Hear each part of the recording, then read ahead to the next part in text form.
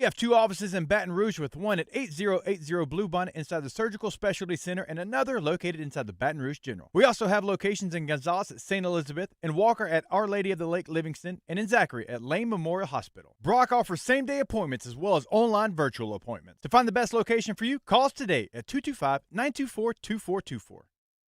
When you've been in the industry for over 20 years, you learn a few things. For one thing, you learn your product inside and out. But you also learn how to ask the right questions and give satisfying answers. Jim's Firearms. Many people are injured and can't afford to get the treatment they need because insurance companies won't pay until a case is closed. I'm attorney Spencer Callahan. I'd like to help. Spencer Callahan is the one to see. Call 387-2323. Offices in Baton Rouge. 104.5 WNXX Jackson, 104.9 KNXX Donaldsonville, and WDGL HD2 Baton Rouge. This hour is brought to you by Spencer Callahan Injury Lawyers.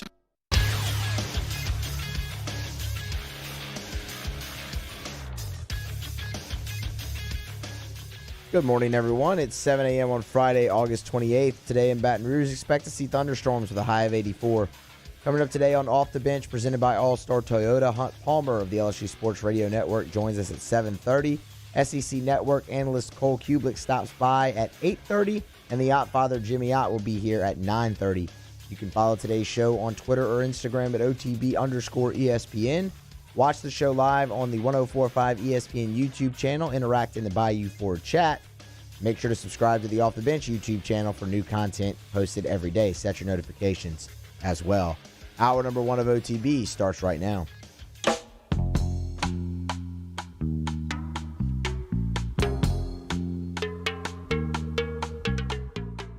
All-Star Toyota presents Off the Bench with Jordy Collada and T-Bob Hebert. ESPN Baton Rouge, New Orleans, Alexandria.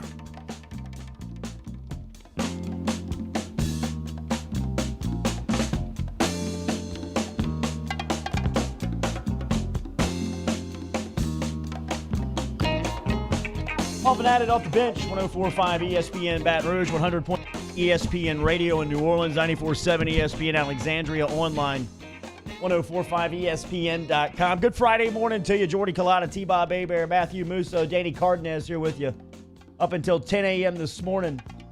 We'll talk to Hunt Palmer coming up at 7:30. Cole Cubelic will stop by from the SEC Network at 8:30 this morning. We'll talk college football with Cole coming up in the second hour today. We got sound from a couple of New Orleans Saints. Jabril Cox, Jamar Chase sitting down with Emily Dixon. We'll give you the latest on that sound coming up on Off the Bench. One of the top robots from NCAA, Pat Forty. I didn't even know we were starting there, and this entire time I've been sitting on like get some Pat Forty type of joke. So, okay, we're simpatico, Jordy. Yes. Pat Forty's coming after your boy. Coming after us. Not coming after him. He's been after him. But the robot did take to the pen yesterday as he was pushing the NCAA narrative. I love all the write-ups of this LSU basketball and Will Wade stuff where they're actually going through the scheme documentary. I know. And it's the same thing. It's the same article every single time. I was kind of laughing about that. I was like, man, how tired. And I don't think that this is like them not doing their job because you want to give the context of what you're talking about. But how many times has Pat Forty typed out the exchange about the strong-ass offer? There's no way that he continues 100. To type it out every single time. He's got to have one saved document on his computer where he just goes to it and copy and paste. Yeah, you like copy paste it and you add a couple sentences in the middle. Yesterday's story didn't have too much more. Forty's still giving you that same story he was talking about a year ago. How awkward was it when you saw Pat Forty in Baton Rouge that last time? Real awkward. Not as awkward as it was when we saw him on the SEC Media Day. When we showed up to the dinner that night with Ott and Dellinger, and he was sitting at the bar. Yes, that's what I'm talking about. Yeah, that was an SEC Media Day. That was an SEC Media Day. It was in Birmingham. And that was after y'all had that was after you'd accused Calipari of being his source, right? Screenshotted the text message, tweeted it out. That's right. I doubt 40 comes on this morning. Oh, Captain, my Captain. You almost made me stand up in my chair yesterday and salute you at the end of the witch hunt rant. So, yeah, like I said, I'll follow you into the breach. Friday, August 28th. Here are your headlines.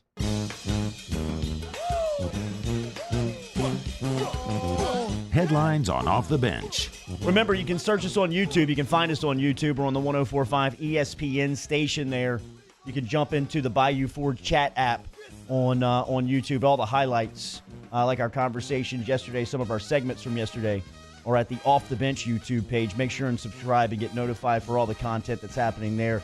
The New Orleans Saints, some NFL news. Sorry, that's my computer. The Chicago Bears, New York Jets, Green Bay Packers, Colts, Titans, Broncos, Cardinals, Chargers, and Washington football team are among the teams that did not practice Thursday in response to the police shooting of Jacob Blake in Wisconsin. The New Orleans Saints practiced Thursday. Cornerback Janoris Jenkins took to social media Wednesday night, posting a quote of Muhammad Ali next to his helmet, which had a strip reading Jacob Blake across the front of the helmet. All Saints players had Blake's name taped across the front of their headgear. Here was Sean Payton talking about that gesture. The thing I mentioned last night to the team is, I think we've got a really good, close locker room, and if they came up with something that they felt they wanted to do, I would support it, and I think that there still might be something they wish to do, and the idea of just putting his name on everyone's helmet was something that we felt would be appropriate, and I think they were for it. More from Peyton talking about any conversations on canceling the practice. Sean, was there any talk about maybe not practicing because of the Jacob Blake thing? As I noticed a couple teams didn't practice. Did you guys talk about that at all? We didn't talk about that, so it really didn't come up. One of the other Sean Payton quotes that I loved from yesterday when he was talking about it, he said, these topics sometimes aren't easy, and yet there's an old adage, the obstacle is the way. It's not going around it, it's understanding and going through it and addressing it, even if it means uncomfortable conversations and topics that make people somewhat uneasy. I love that as a whole. I love that adage. Have you ever heard that before? No. The obstacle is the way. Don't like go around taking it. the hard way? I think it's just like, look, man, that's confront it. Confront it, get over that obstacle, solve those problems, get through it. Avoiding it only means that it will remain there. Also, Sean Payton sounding like a Mandalorian fan. This is the way. Emmanuel Sanders was talking some football yesterday. He was talking about the similarities he sees between the 49ers defense and the black and gold. I wasn't at training camp with the 49ers defense, so I really don't know.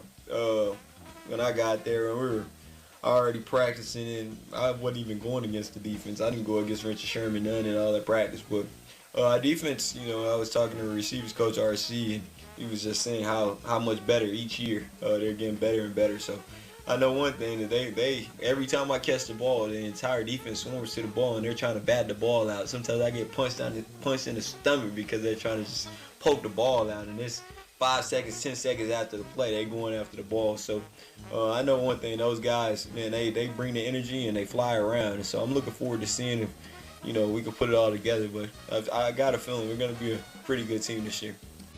I was talking to the old man last night. We were talking about some training camp, and the Janoris Jenkins hype train continues to gain steam. You're talking, if you talk to Saints riders, I've had multiple of them now basically tell me they think that the Jenkins-Lattimore pairing could be the best top two corners in the entire league, and that Jenkins at times has looked even better than Lattimore. So it seems like the Saints last year with the whole Eli Apple debacle and the fallout and subsequent move to get Jenkins, it seems like they've gotten way more than even they thought they were getting at that time, as he is kicking ass in camp right now. If we form a relationship with Jack Rabbit's mom, you and your old man won't run it off, will you? Man. We'll burn that bridge, huh? Still love you, Annie. I can't. It really hurts that you blocked me on Twitter. I didn't do anything. I didn't support my old man's bad takes, but. About me getting blocked. Yeah. Hey, man. It's an innocent bystander. Annie, don't mess around. NBA players met again Thursday morning, a day after the Milwaukee Bucks chose not to take the floor for their playoff game against the Orlando Magic. Voted in favor of resuming the playoffs, a source told ESPN's Adrian Wojnarowski. The Bucks' decision not to play Wednesday led to the postponement of all three playoff games that day, and Thursday afternoon, the NBA announced that it would postpone the 3 playoff games scheduled for last night. Denver, Utah, Boston, Toronto, LA Clippers, and the Dallas Mavericks were suspended last night. When the games officially will be played has not yet been determined, and league officials continue to discuss through the expectation that Wednesday's schedule could be played on Saturday and Thursday's games could be held on Sunday. They are getting back to action, though. Here is Woj talking about what that meeting, what it produced. Ultimately, the players decided that, listen, they know they had a dramatic impact. They've had a dramatic impact by pausing, boycotting the games yesterday. The games obviously aren't going to be played today. But I think the question of if we walk away from the season, if we leave the bubble, can we continue to have that dramatic of an impact on the issues that they are focused on right now? And the answer to that ultimately as a group was no. And they got the vote through, and now the season resumes very likely on Saturday, I'm told. Yeah, Adam Silver, man. We've talked about how just all of this year and all the crazy circumstances have really revealed the leadership of each league. Today we'll break down another unintended, hilarious baseball story. As last week it was Britterman and the home run during the apology. This week it's the Mets GM using any excuse to just go in on Rob Manfred. And so, like, and the reason why I bring him up is because seeing this story about Manfred juxtaposed next to Silver somehow threading this needle and getting his league and his players to buy in and on the same page. I mean, what a job by Adam Silver. And I do happen to agree with their conclusion that I think the continued stage, which will only get bigger for the NBA as you go towards the finals, that's the best way for them to promote Black Lives Matter and the messages that they want to push. Also, the word on the street is, Jordy, there's a secret weapon in these talks between the players and the owners. Do you know who it is? It's the legend. It's Michael Jordan. Oh, yeah, MJ. He's the go-between. He's the middleman. He's the middleman. And what a good middleman. I mean, it's even perfectly timed with The Last Dance to where, like, now all these youngins, they always knew about MJ, but now he's more deified, more mythic, more legendary than ever before, and now he gets to be that guy that understands both sides, and he basically told the owners, look, we got to listen to this point, we don't got to talk. And then he's been that go-between, and what an incredible resource for the NBA to have during all of this.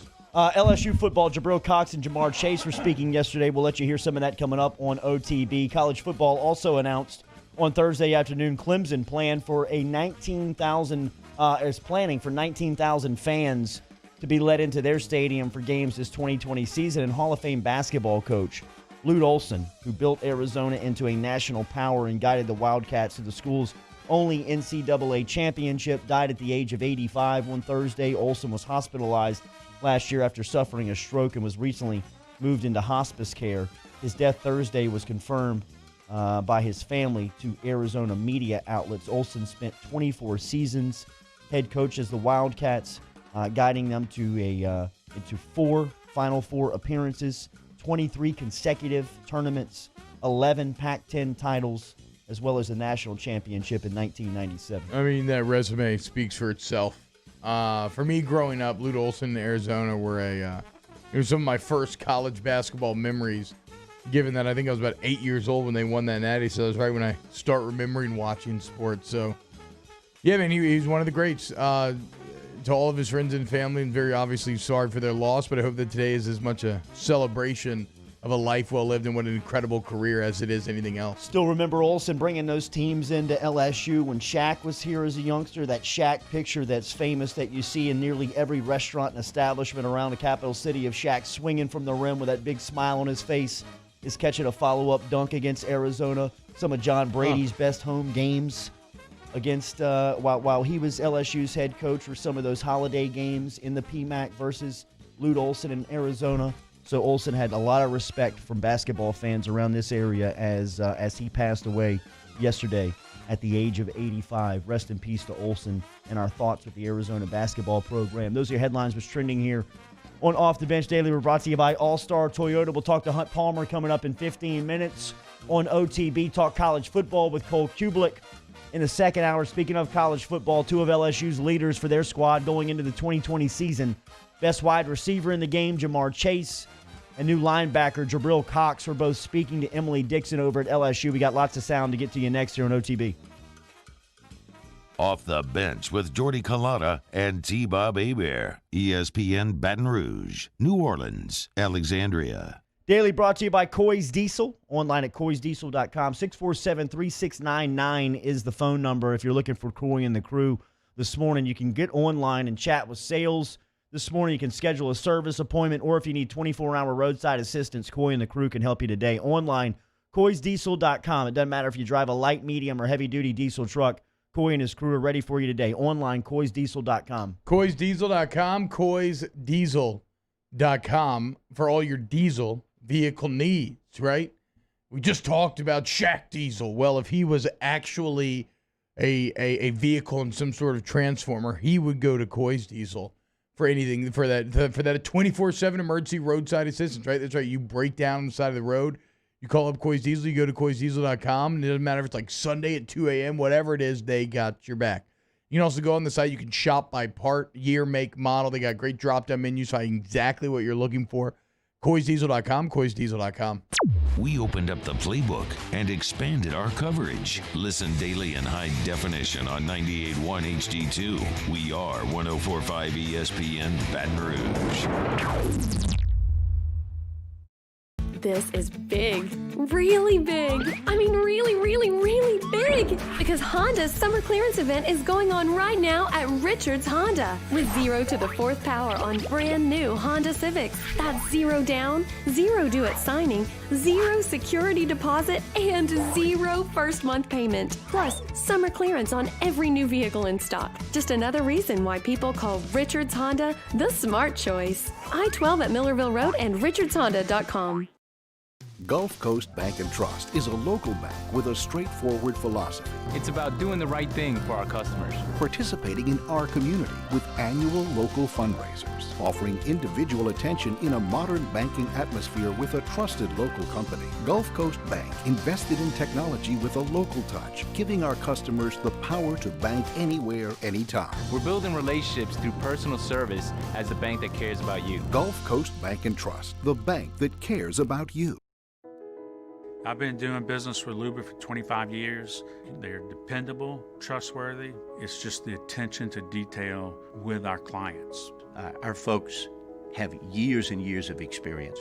They're highly trained professionals. But many companies have that asset. What I'd like to think makes Luba a bit different is that we use those talents in a way that truly is dedicated to serving the needs of the folks who depend on us.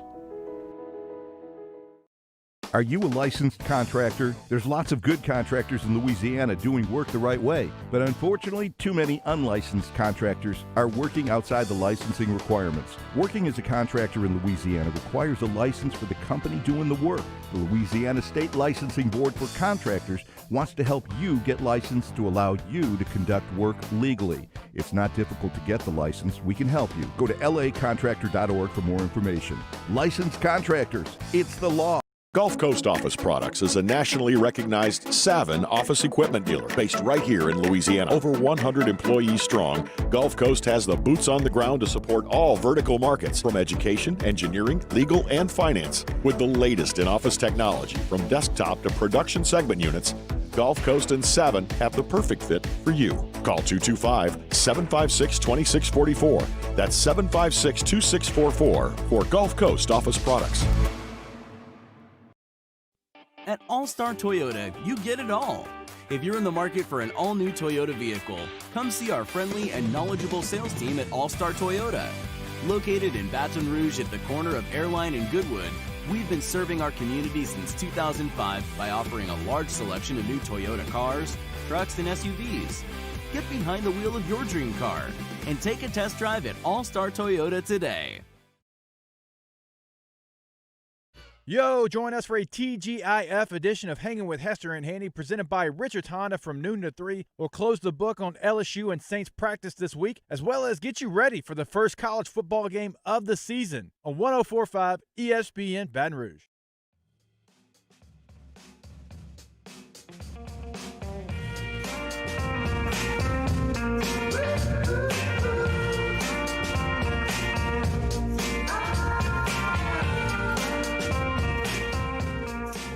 All-Star Toyota presents Off the Bench with Jordy Collada and T-Bob Hebert. ESPN Baton Rouge, New Orleans, Alexandria.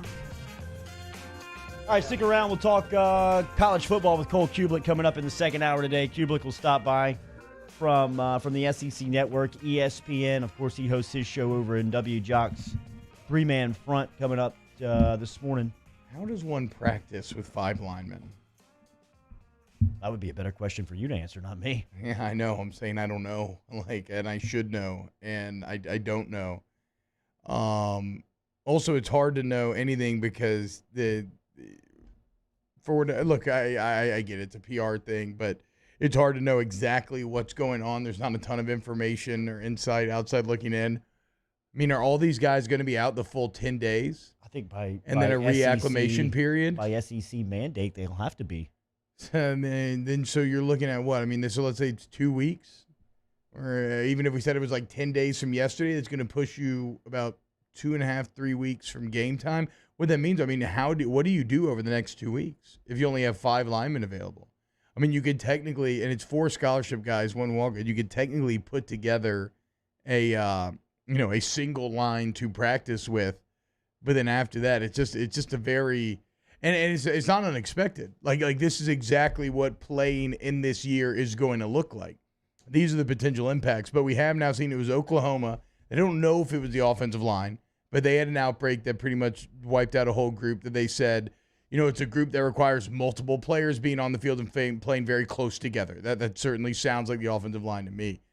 But where it becomes interesting, Jordy, is like what happens if this happens Florida week or something like that, right?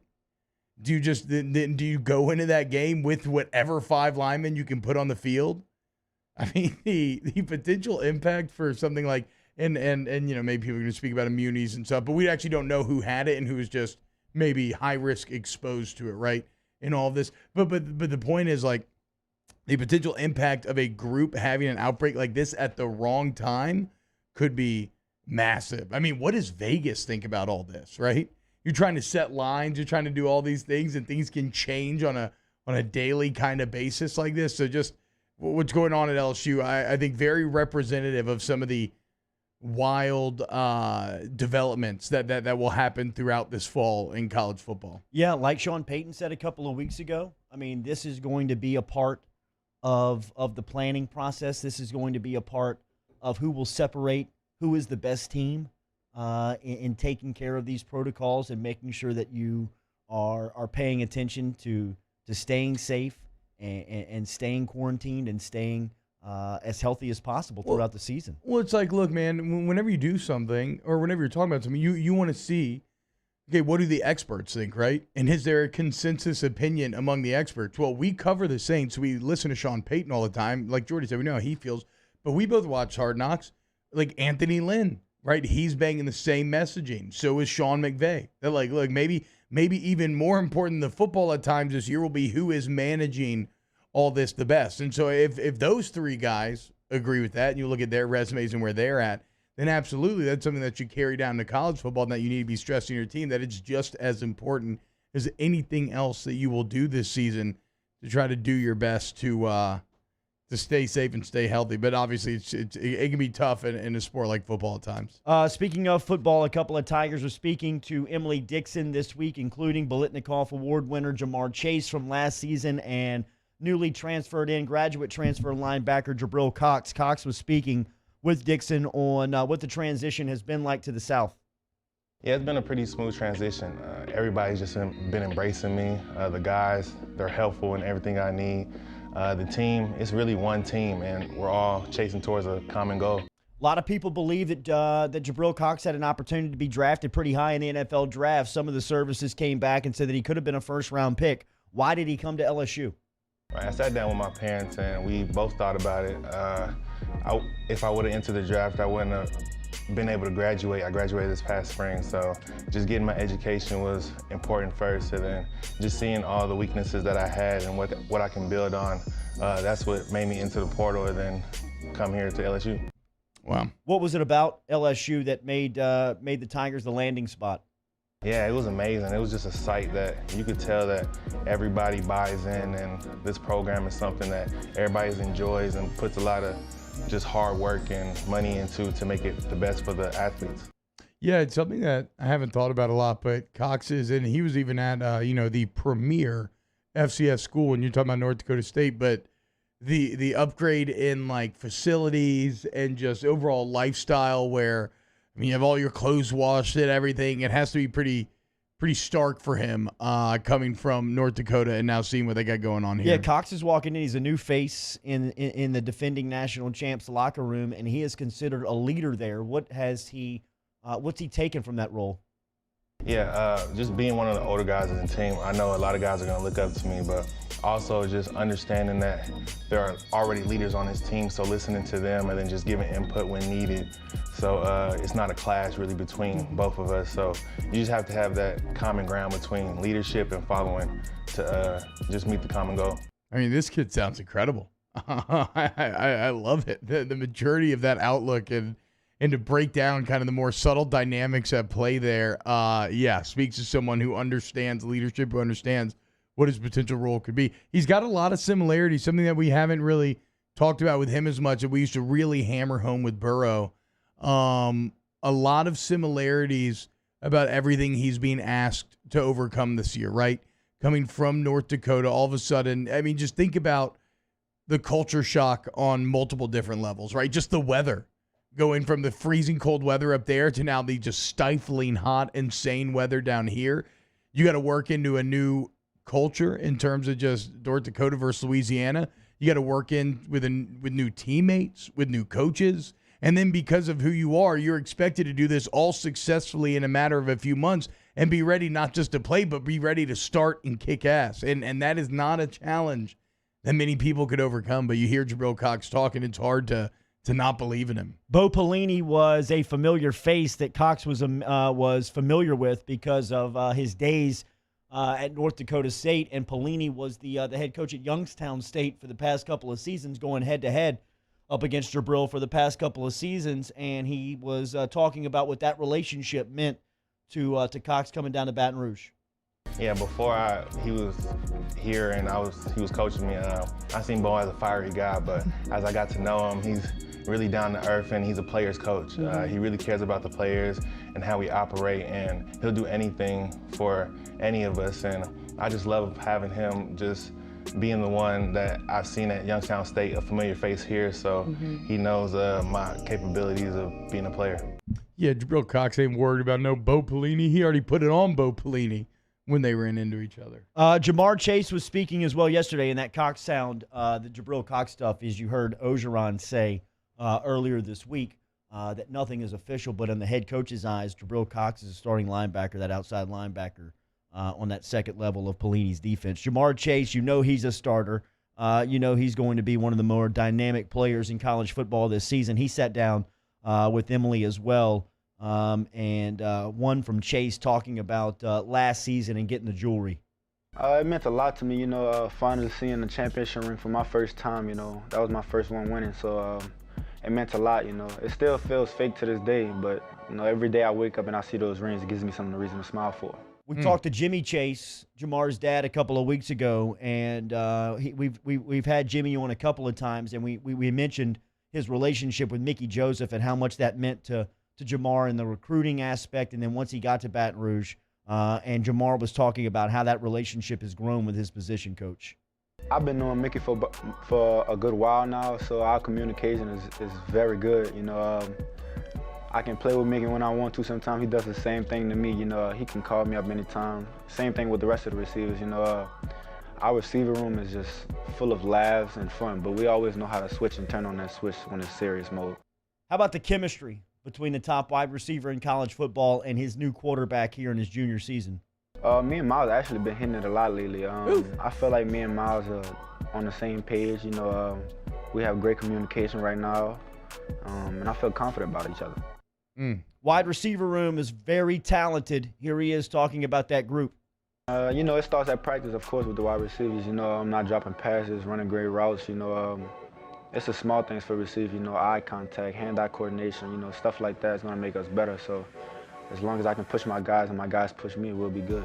Yeah, you got to lead by example. The video that Danny was just playing from practice as well, you actually see Chase drop a ball, and then he immediately hits the ground and starts doing push-ups. So he's not above anything when he makes a mistake. And that's ultimately one of the great ways that you lead the younger guys in this group. You show them the standard that you hold yourself to, the LSU standard of performance, and then those lessons are passed down, and that's how you create generational success on the college football level, is that you have those old guys passing down those leadership lessons and why they had the success that they did. We'll talk more football with Hunt Palmer next here on OTB. Off the Bench with Kalata and T-Bob. Brought to you daily by All-Star Toyota. Remember, All-Star Toyota is online at allstartoyota of BatonRouge.com. Stop in and see them on the corner of Goodwood and Airline. If you're looking to shop new car inventory, they can handle that for you today. If you want to shop pre-owned or certified options, check out online at All-Star Toyota of BatonRouge.com. All-Star Toyota, BatonRouge.com, All-Star Toyota, BatonRouge.com. You see it right behind me and Jordy every day. That's because All-Star helps bring you OTB every day. We love our sponsors. They allow us to sit here and do this every single day. I also love them because it's where I ended up getting my new vehicle. And it wasn't because the new commercial for me didn't get any sort of deal, right? I love the process over there at All-Star. And Lee and Aaron and the guys and girls guiding me through that entire thing. Shout out my guy Richard, who found exactly what I was looking for when you talk about the Toyota Sienna minivan. So if you want a new vehicle, you want a Toyota certified used vehicle, go to allstartoyotabatonrouge.com, All-Star Toyota of BatonRouge.com. Saints coverage, Chiefs, Cowboys, Thursday night, Sunday night, and Monday Night Football. From the opening kickoff to the playoffs and the Super Bowl, the NFL lives on 104.5 ESPN Baton Rouge. At All-Star Toyota, you get it all. If you're in the market for an all-new Toyota vehicle, come see our friendly and knowledgeable sales team at All-Star Toyota. Located in Baton Rouge at the corner of Airline and Goodwood, we've been serving our community since 2005 by offering a large selection of new Toyota cars, trucks, and SUVs. Get behind the wheel of your dream car and take a test drive at All-Star Toyota today. Gulf Coast Bank and Trust is a local bank with a straightforward philosophy. It's about doing the right thing for our customers. Participating in our community with annual local fundraisers, offering individual attention in a modern banking atmosphere with a trusted local company. Gulf Coast Bank invested in technology with a local touch, giving our customers the power to bank anywhere, anytime. We're building relationships through personal service as the bank that cares about you. Gulf Coast Bank and Trust, the bank that cares about you. This is a house call. This is a follow-up appointment. This is a diabetes checkup. This isn't just more convenient care, it's more advanced care. This is innovating healthcare at Louisiana's #1 hospital, Ochsner. ServiceMaster Elite create clean, disinfected work environments. As a local business, we take pride in serving the New Orleans and Baton Rouge areas. Our cleaning protocols follow CDC and OSHA standards for healthcare settings, offices, senior living, restaurants, and industrial plants. Contact ServiceMaster Elite to get your operation ready for reopening with germ disinfection cleaning. ServiceMaster Elite, the trusted choice in professional cleaning since 1996. If I built a van, it would do more than haul. It would carry my entire business. I'd make it available in dozens, if not thousands of configurations. It would keep an eye on my fleet. And an eye out for danger. If I built a van, I'd make it available in diesel and gas. And I'd build it right here in South Carolina. Introducing the all-new Sprinter, starting at $33,790. Built in the USA. Mercedes-Benz. Vans. Born to run. To all of our heroes working on the front lines of this COVID-19 pandemic, your bravery and selflessness represent the very best of us, and we want to say thank you. I'm asking everyone around the state to join me in celebrating the heroism of our healthcare professionals on the 19th of every month at 1900 hours, that's 7 p.m. Write a note of appreciation, make plans to donate to charitable organizations, or say a prayer. To learn more, visit 19thanks.org. Thank you, and God bless. crime has... Hey, it's Matt Moscona inviting you to join us for Friday's AFR presented by Don Juan Cigar Bar. Finally, the Riot Radio Hours return. Terry O's in studio. We hope you'll join us 3 to 6, 104.5 ESPN Baton Rouge.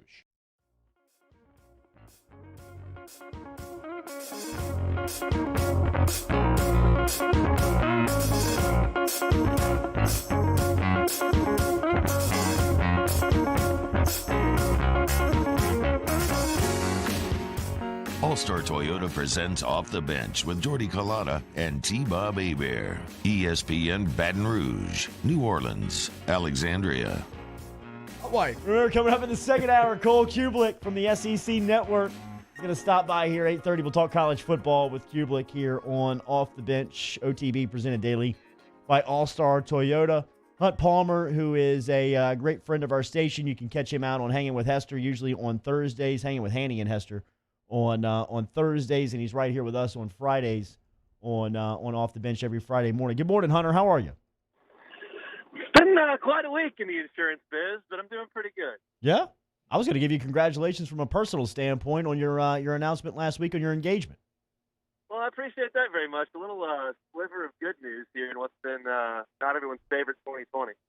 Hunt, a little surprising to the crew that you were a romantic and held on to that first text message between you and your fiance when you screenshotted the engagement. So how about the search feature on text messages? I was able to go back and search keywords from that and found it. And, yeah, it's pretty easy stuff. Excellent. I can handle the easiest of technological issues. So you just completely cut down any of the credit that we were attempting to give you there for being romantic. So it's back on the table that he may not well, be. she gave me, for like Christmas, she gave me a picture of it, so I knew what the words were. It's on the fridge. So really not all that big a deal about it. Right. Okay. So you know what? Let me pull everything off the record as I've been talking about Hunt Palmer, the romantic of the last week. So is she cool with you just like watching Cubs games 24/7 and gotta be. not really having any other passion in your life except for quarantine. LSU championships? She hasn't gotten the full Cubs deal living with me yet. Oof. That's going to have to come. Oof. I mean, our entire courtship has been a dream football season where every weekend was about LSU football, right into a global shutdown where we were playing Uno and Jenga and rollerblading. So it hasn't exactly been real life yet. She played Catan with you? Yeah, rollerblade. You're right. I buried the lead. Yeah, you definitely did. What? Nobody's got any images, a picture, a video of Hunt of rollerblading in New Orleans? She rollerbladed, and I had a backpack ice chest full of Bud Light, and I walked around the neighborhood. Are we talking a square Palmers four-wheeled roller skates? Or are we talking like mission hockey, like the blades? So we're talking blades that were hot tape. Nice. Man, I used to love rollerblading, bro. Me too. I've seen a couple people If around I the did it neighborhood. today, I'd break my neck. I've seen a couple people around the neighborhood busting it out. I'm thinking, what if I get a pair of blades and then I got my double bob stroller and I'm just like cruising, dude. I'm just like flying through the neighborhood, 2 kids in tow. Be pretty cool. Hunt, date set yet? No, we're working on that. Got a few things to iron out first, but going to see a venue this afternoon. So things are moving in the right direction. Hell yeah. All right, a little post-quarantine. Your boy could use a wedding if I make the list. I'm You know, just saying. Hunt, I mean, my wife's a wedding photographer. Just let us know how we can help, Hunt.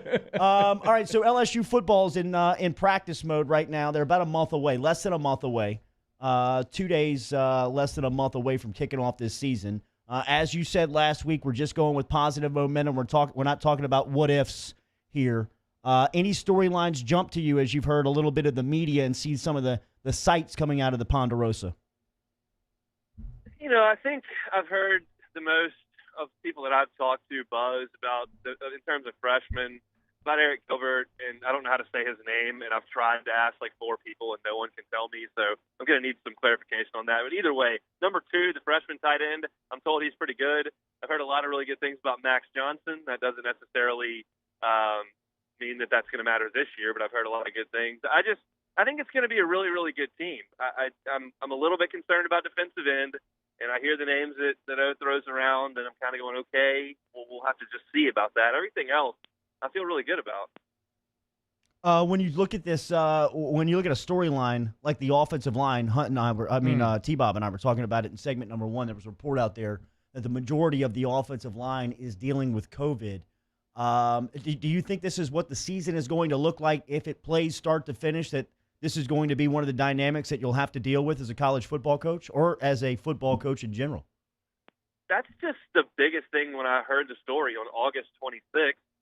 You know, this sounds a little bit harsh and a little bit crass and maybe insensitive or out of touch, but it's kind of how I feel. I wasn't terrified or grossly alarmed that some of the college football players either tested positive for COVID or were in a situation where they needed to be quarantined based on exposure. Like, okay, that's kind of part of it. I don't think it's a huge deal, August the 26th. Now, if you're talking about the Thursday before LSU Florida and all of Florida's wide receivers have to be quarantined, well, are we playing that game? Like, do you have to send the tight end split out there to go figure it out? Or are we saying, look, we don't have enough wide receivers, this is a farce, we're not playing? Like, I don't know how you handle that. That was the first thing that came to my mind. Double up on the Tigers.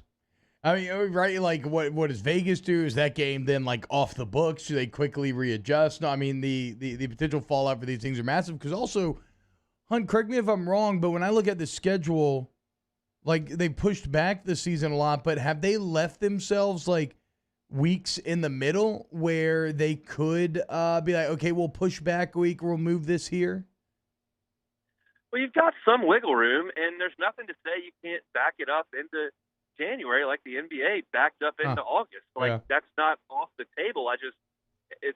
People will start squawking about not enough time for recovery, and then the draft's coming on, and do the top players want to play? Like, at this point, sports can pretty much play whenever they deem it possible to play. It's just a matter of whether or not people want to do it or not. How crazy would it be if you backed in January and you had a season ending as like the Pac-12 and the Big Ten were kicking one off? It'd be pretty They're not wild. playing in the spring.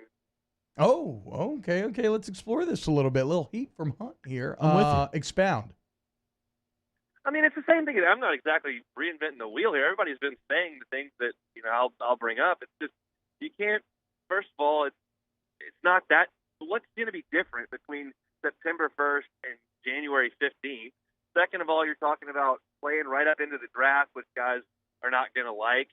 You're talking about doing it for player safety, and you're talking about playing 2 seasons within 11 months. The football players that have gone through this, like Hester, think it's ridiculous.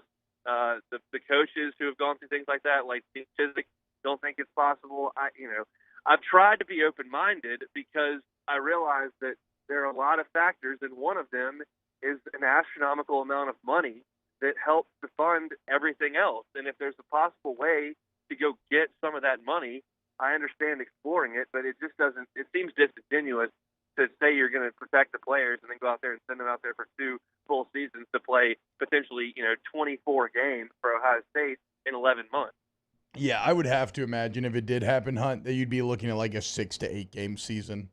Like I cannot really see it getting over 8 games. Well, you already heard Derek Stingley Sr., who's with us every Tuesday, talk about the conversation that he and his son had if there was a spring schedule. Oh, you ain't playing. There was going to be a decision. He's either going to play in the spring or he's going to play next fall. What's it going to be? I mean, either the school or the kid has the choice, but you're talking about a player of that caliber who has already had the decision. He's not playing those types of type of format. Almost anybody who would be NFL eligible, right? Almost like even lower draft picks would probably prioritize not playing and getting ready for the combine because combine preparation is already its own weird thing outside of normal football practice. Like I feel like even lesser NFL prospects would just almost be forced to be like, look, it sucks. I want to improve my stock on the field, but ultimately the best way to improve my stock is for me to get ready to go test well and do all of these things. Hunt Palmer with us. Sure, and I think one thing that we talked about on Hester's show is like, okay, if they're going to have the draft in, what month is that, April? Yeah. And you're going to play up into April Yeah. and then turn around and there's OTAs in the summer and you're going to turn around and have a season. And some GM's going to look at this and go, well, I'm drafting this guy to plug and play. Just keep it local. Cesar Ruiz. Am I going to draft the offensive lineman who's been banging heads all spring to have him have no time to recover and then go into OTAs and then go play a full season? Or am I going to invest those millions of dollars in the SEC guy who has had his proper 4 months off? Like, there are a lot of that's a factor. I agree that's a factor. That would have to be, though, if the talent level between the two guys are very similar. Like, if the reports that I'm hearing about Ruiz are true out of Saints camp, that he is like kicking ass here at the beginning, I feel like he could maybe transcend that. But these are all the fascinating dynamics that we'll find out as the year continues. That wasn't my bad. That wasn't a question. Hunt Palmer, talking to Hunt Palmer here on Off the Bench. Everybody just kind of looking around the room at each other. No, that was more of just a comment. Hunt, what have you made the sports getting back to playing? I guess you're more dialed into Major League Baseball than anything that's active right now. The Cubs are pretty good. Well, I didn't play so hot in the last 8 days or so, but yeah, I've really enjoyed Major League Baseball. I've watched every night. It hasn't taken a ton away from the fact that if there are no fans in the stands, I think the competition level is fierce. I think the guys want to win. I think that the championship feels legitimate, and I think when you get into the playoffs, it's going to feel very similar. So I've had a great experience in terms of watching sports. The golf's been very good, and I'm excited to watch a couple more majors here coming up. Look, I'd like us to get back to normal, but it's not as if not having fans in the stands has totally stripped me from sports. I still really enjoyed it and been really fired up to watch it. Hunt, what do you think of the latest on LSU basketball? I got some questions on Twitter about that last night. I'm going to be steadfast in this. If you can judge me from outside and say that it's not the way to handle it, or you're fooling yourself, or I'm going to look at it this way. Our basketball program is in great shape. They're winning a ton of games. They're competitive on a national scale, and I love that.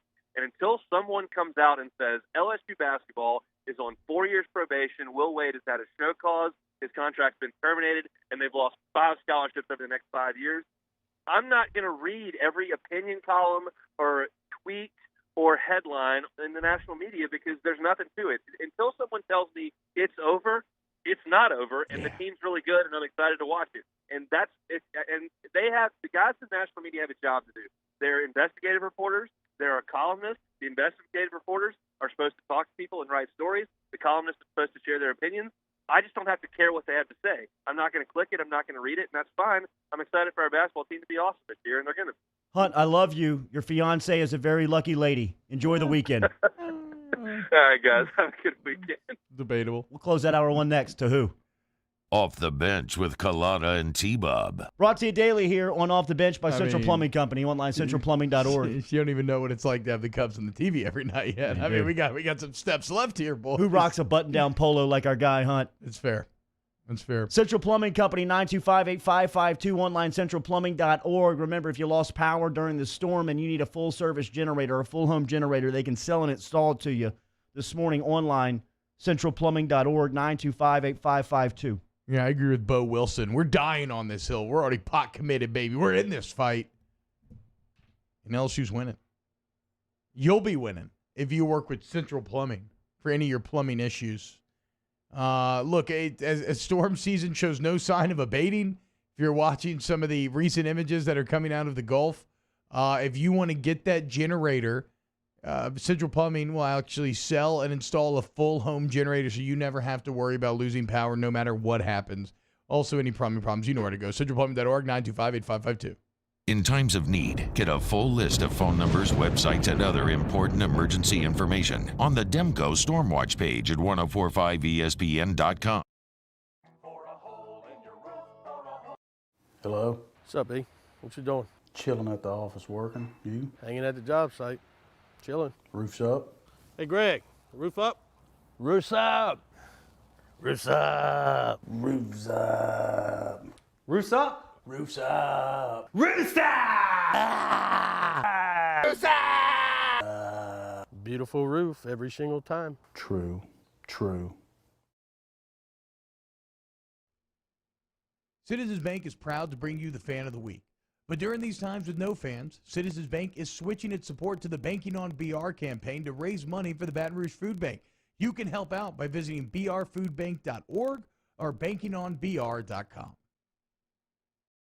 Are you a licensed contractor? There's lots of good contractors in Louisiana doing work the right way, but unfortunately, too many unlicensed contractors are working outside the licensing requirements. Working as a contractor in Louisiana requires a license for the company doing the work. The Louisiana State Licensing Board for Contractors wants to help you get licensed to allow you to conduct work legally. It's not difficult to get the license. We can help you. Go to lacontractor.org for more information. Licensed contractors, it's the law. If I built a van, it would do more than haul. It would carry my entire business. I'd make it available in dozens, make not thousands of configurations. It would keep an eye on my fleet. And an eye out for danger. If I built a van, I'd make it available in diesel and gas.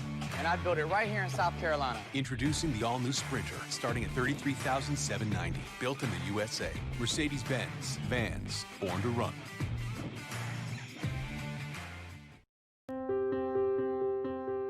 This isn't just another day. It's so much more. Kelly's life was put on hold when her auctioneer primary care doctor discovered a rare blood disorder. Her doctor connected her to an auctioneer care team of cancer, heart, and kidney specialists. With multiple primary care locations around Baton Rouge, same-day appointments, and online scheduling, we're relentless about keeping you healthy. Auctioneer Baton Rouge, innovating healthcare for Kelly. Gulf Coast Bank and Trust is a local bank with a straightforward philosophy. It's about doing the right thing for our customers. Participating in our community with annual local fundraisers, offering individual attention in a modern banking atmosphere with a trusted local company. Gulf Coast Bank invested in technology with a local touch, giving our customers the power to bank anywhere, anytime. We're building relationships through personal service as the bank that cares about you. Gulf Coast Bank and Trust, the bank that cares about you. Prompt, professional, reliable. If you're looking for a breath of fresh air with your AC and heating needs, call the professionals at Anison Bitter. Anison Bitter. Coming up on a Friday edition of Game Time, Jimmy Ott gets you ready for all the action in sports over the weekend. We're live from Mike Anderson's Seafood off of West Lee Drive. Tune in from 6 to 8 p.m. on 104.5 ESPN Baton Rouge.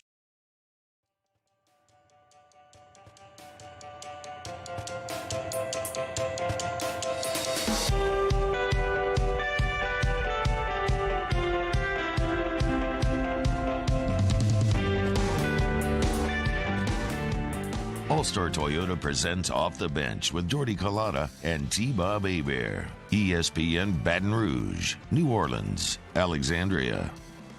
All right, Hunt Palmer is in the Bayou Ford chat app over there on YouTube at 104.5 ESPN. He's talking about the time that he was singled out by the Reveille, in which, I don't know if the Reveille still does this, but they are the fashion police. They have the fashion police that they put on, I believe, page 6. Yeah, it was the back of it. Yeah, that kind of the back of it. The back of it. And they go around campus taking pictures of people that are dressed, dressed under unfashionable. Yeah, like they look like they don't have any fashion sense. Hunt's second week at LSU as a true freshman. He was photographed in the Union. He had a salmon polo. A salmon polo with green shorts and topsiders, and the caption read, "Watermelon boy, you're too tall to hide." I mean, the writer during mine and Hunt's time was always really funny. Like, that's why I used to read it.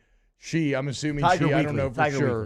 Weekly. But it was hilarious. I was always scared, but I also secretly wanted to end up in the fashion police because she was so funny, and I never got that moment, unfortunately. One of my friends was so you remember the magazine? It still may be in publish is Red Shtick.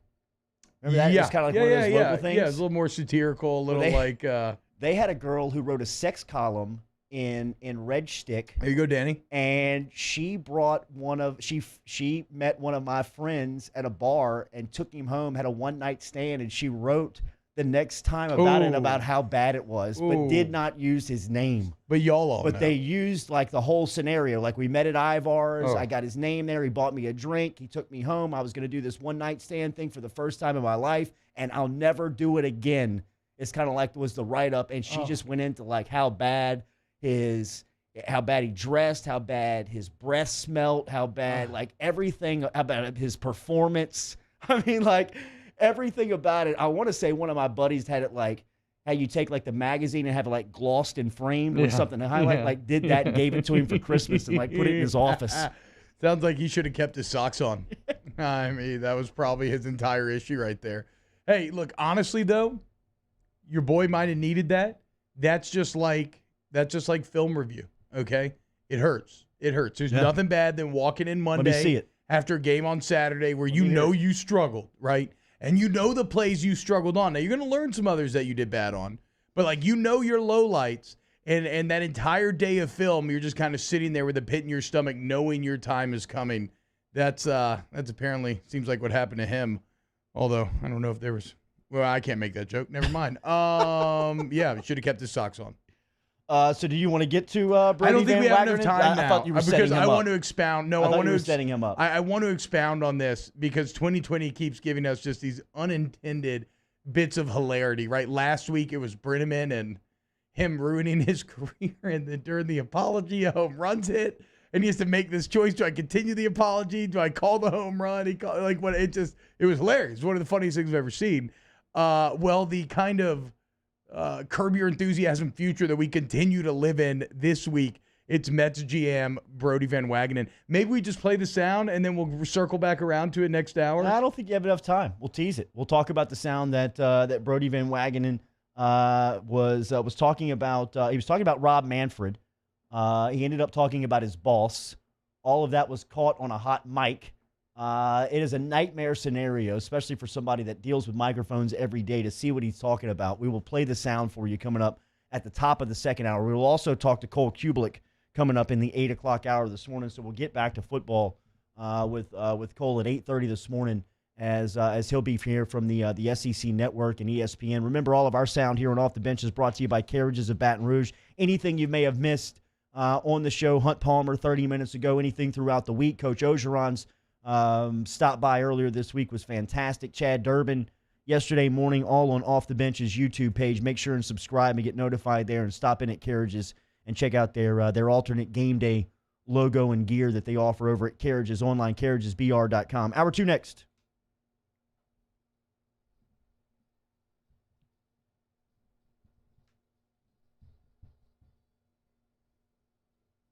Off the Bench with Kalata and T-Bob. Brought to you daily by Secure Shredding and Recycling. Remember, Secure Shredding and Recycling is online at secureshreddingandrecycling.com. Gaines Garrett, Mr. J. Babb, and the crew over there, your document destruction specialist. Remember, they specialize over at Secure Shredding and Recycling, their premier provider of document destruction services for individuals, businesses, nonprofit organizations, and government agencies.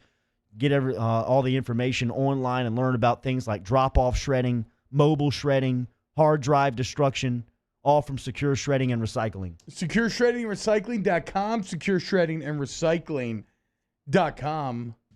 They are your document destruction experts. Mention Off the Bench. Get a couple hard drives knocked out for free. They're local. They're LSU grads. They're growing incredibly fast, and that's because their customers are always happy with the service that they receive, because that's what they're there. They're there to serve you. There's a relationship. You can drop off things, they'll destroy them. They could bring a truck on site. They do it all. Go to SecureShreddingRecycling.com.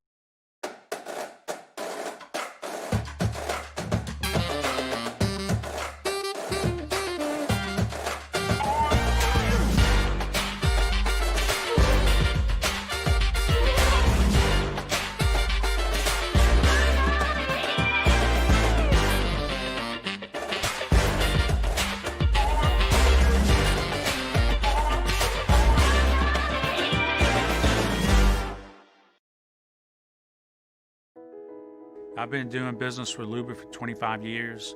They're dependable, trustworthy. It's just the attention to detail with our clients. Our folks have years and years of experience. They're highly trained professionals. But many companies have that asset. What I'd like to think makes Luba a bit different is that we use those talents in a way that truly is dedicated to serving the needs of the folks who depend on us. Are you a licensed contractor? There's lots of good contractors in Louisiana doing work the right way, but unfortunately, too many unlicensed contractors are working outside the licensing requirements. Working as a contractor in Louisiana requires a license for the company doing the work. The Louisiana State Licensing Board for Contractors wants to help you get licensed to allow you to conduct work legally. It's not difficult to get the license. We can help you. Go to lacontractor.org for more information. Licensed contractors, it's the law. Gulf Coast Office Products is a nationally recognized Savin office equipment dealer based right here in Louisiana. Over 100 employees strong, Gulf Coast has the boots on the ground to support all vertical markets, from education, engineering, legal, and finance. With the latest in office technology, from desktop to production segment units, Gulf Coast and Savin have the perfect fit for you.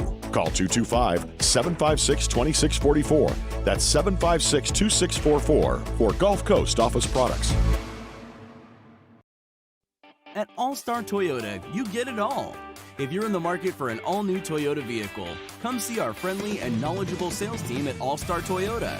Located in Baton Rouge at the corner of Airline and Goodwood, we've been serving our community since 2005 by offering a large selection of new Toyota cars, trucks, and SUVs.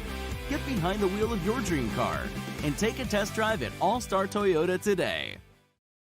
Gulf Coast Bank and Trust is a local bank with a straightforward philosophy. It's about doing the right thing for our customers. Participating in our community with annual local fundraisers. Offering individual attention in a modern banking atmosphere with a trusted local company. Gulf Coast Bank invested in technology with a local touch, giving our customers the power to bank anywhere, anytime. We're building relationships through personal service as a bank that cares about you. Gulf Coast Bank and Trust, the bank that cares about you.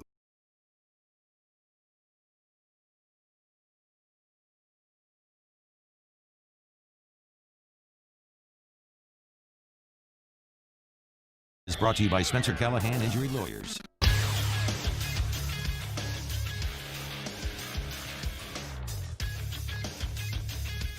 Good morning. It's 8 a.m. on Friday, August 28th. Today in Baton Rouge, expect to see thunderstorms with a high of 84.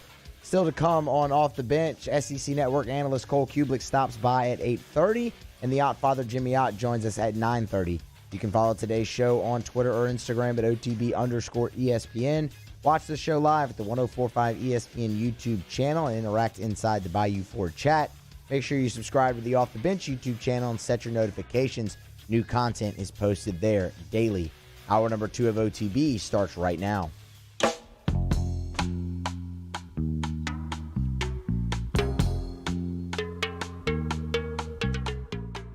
All-Star Toyota presents Off the Bench with Jordy Collada and T-Bob Hebert.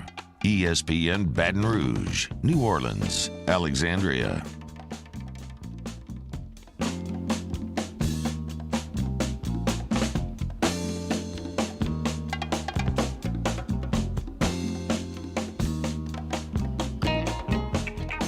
Hour 2 off and at it off the bench, 104.5 ESPN Baton Rouge, 100.3 ESPN Radio in New Orleans, 94.7 ESPN Alexandria, online, 1045ESPN.com, or on your smart speakers, YouTube station, 1045 ESPN. I just remembered, I think Bill and Ted comes out today. Bill and Ted 3. I don't know if people are super excited about it. I'm tentatively excited, but I'll check it out. Bill and Ted lines up with you? Yeah. The original. I mean, there's 3 of them? This is going to be 3. I think there was a second movie that I too have never seen. I'm not entirely sure. I need to relook my Bill and Ted history. I don't know if I actually want to commit to going back and I mean, what is it? Rewatching 25 years ago? Original Bill and Ted, but I want to see what new Bill and Ted maybe has up its sleeve. All right, that's T-Bob Hebert. I'm Jordy Collada. Matthew Musso and Danny Cardenas are our video and audio producers every single day here on Off the Bench. We're presented by All-Star Toyota. Hour 2 coming at you. Remember, online, 1045ESPN.com. Carriages of Baton Rouge brings back all of our sound. We heard from Hunt Palmer in hour number 1. YouTube station up and operating. Chat with us in there at 1045 ESPN station on YouTube.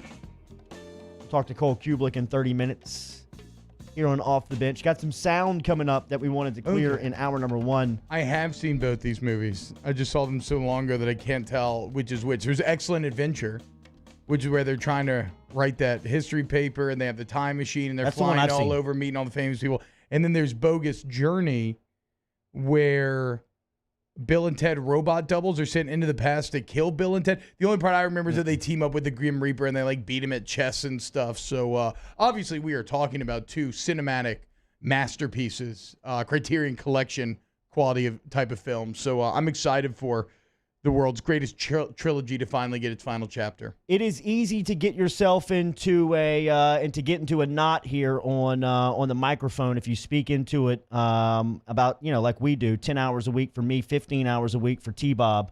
At some point, it seems like you're going to say something into this microphone that should not go out over the air.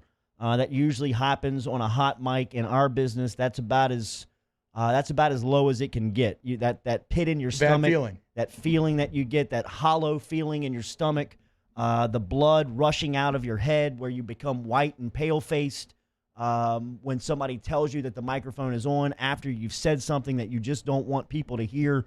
That happened yesterday to New York Mets general manager Brody van Wagenen as he was forced to apologize Thursday night, saying that he falsely accused Major League Baseball's commissioner Rob Manfred of proposing a plan that would have had players stage a 1-hour walkout during the Mets' scheduled home games against the Marlins last night instead of not playing at all. Van Wagenen's initial comments in which he criticized the commissioner as someone who doesn't get it. Well, hold on. I don't want to spoil the audio. Let them hear the audio, and then we can break it down. But yeah, the misunderstanding, I guess Van Wagenen was talking to like the president of Mets operations or somebody else high up in the front office, and they were saying, okay, they had this idea that, okay, the players are going to leave the field, but then they're going to come back an hour later, and they're going to play the game. It's going to be this great show of unity. The story now, and then so this guy goes on, and he's talking trash about Manfred, believing it to be Manfred's idea. Awkward, because then the story transforms into it was never Manfred's idea. It was the executive's idea, and Van Wagenen just misunderstood. So maybe if that is true, he put Manfred on blast for no reason. But here's the deal. It doesn't matter if it's true or not, because as you're going to hear, he got his true feelings about Manfred off of his chest. Mulling that over. Baseball's trying to come up with a solution, saying, "No, it'd be super powerful. Three of us here can't leave this room." They're saying, "It'd be really great if you just have them all take the field." Then they leave the field, and then they come back and play at 8:10. And I was like, "What? What's it, Rob?" Because Jeff's scheduling's gonna be a nightmare. There's so much at stake. And I said, "Jeff, that's not happening. They're not dealing with reality. They're not playing, but that's Rob's instinct, and Rob, not exactly what you and I were talking about. At leadership level, he doesn't get it. He just doesn't get it. And that's so. Anyway, so we're waiting. Jeff wants to hear as soon as we hear from the Marlins. Conforto should, whatever we do, we need to coordinate with the Marlins. So as soon as Conforto hears from Rojas, right? Miguel Rojas? Yeah. Let me know, because Jeff's standing by for that call, and then we can. I know the audio is a little hard to hear, but there's so many good parts there. Is that Cookie he's talking about? So who's that? Cookie Rojas, the old guy from the at the end. Yeah. I don't know. He's just talking about that at the end. They're kind of touching on. That's not the Zephyrs guy, is it, Musso? The former Zephyrs GM? At the end, they're just talking about, we got to communicate with the Marlins if everybody's canceling the game or whatever, right? But I love so much about this audio. First off, I love the fact that he starts the conversation. Three of us, this stays here. Yeah. Right? I mean, just between the three of us. Oh, no, nothing could be further from the truth. You were live streaming by accident. And then, like we said, regardless of what the truth is about the actual plan to return and try to play or whatnot, it doesn't matter, because my man got his true feelings about Manfred off of his chest. It did not take much pushing, right? And he immediately goes in, but that's Rob's instinct. At a leadership level, he just doesn't get it. Well, and I think even more damning is the face that he makes when he's talking about Manfred that you have to see on the camera. So anybody that sees it, when Rob's name comes up, he kind of gives the eyebrow look at the other two guys like, he's an idiot. You know what I mean? Like, we both know that he's an idiot, right? So now he's had to come back and be like, it was a misunderstanding on my part. It wasn't actually on Manfred. So they're already mad at him for putting the story at Manfred's feet. And now he lays out his true feelings on Manfred. I mean, how awkward is it going to be the next time Van Wagenen sees him? Because there are certain things that once you put them into the universe, it's like Pandora's box, right? There's no putting them back in. No, it's over. Like, there is no recovering from this. There's no, I didn't really mean it. There's no, I was joking around. Like, no, you got your ass busted in terms of how you really feel about your boss, and now he has to deal with that for the rest of his career. So Van Wagenen issued a statement later Thursday night saying it was actually Mets Chief Operating Officer Jeff Wilpon who proposed the walkout idea and not Manfred. So he had an issue a statement saying Jeff Wilpon called the commissioner this afternoon to notify him that our players voted not to play. They discussed the challenges of rescheduling the game. Jeff proposed an idea of playing the game an hour later. I misunderstood that this was the commissioner's idea. In actuality, this was Jeff's suggestion. The players had already made their decision, so I felt the suggestion was not helpful. My frustration with the commissioner was wrong and unfounded. Ooh. Van Wagenen later told reporters that he apologized to Manfred on the phone, noting that he recognized it was a disrespectful move to his office and to him. In talking with both the commissioner and Jeff in the aftermath of my video coming out, I recognized there was brainstorming and suggestions that it wasn't Rob and his leadership that was requiring or suggesting or mandating anything. At a leadership level, he just doesn't get it. That's Rob's instinct. Hey, Brody, shh. Yeah, Stop talking. I mean, he had to try to explain it. I love Wilpon released a statement, too. I mean, who got screwed over harder than Wilpon in all of this? Like, what the hell, Van Wagenen, man? You couldn't, this didn't need to be a story at all. I can't imagine. What do you think went through? Oh, sorry. Go ahead. So Manfred issued a statement. Over the past 2 days, players on a number of clubs have decided not to play. I have said both publicly and privately that I respect those decisions and support the need to address the social injustice. I have not attempted in any way to prevent players from expressing themselves by not playing, nor have I suggested any alternate form of protest to any club personnel or any player. Any suggestion to the contrary is wrong.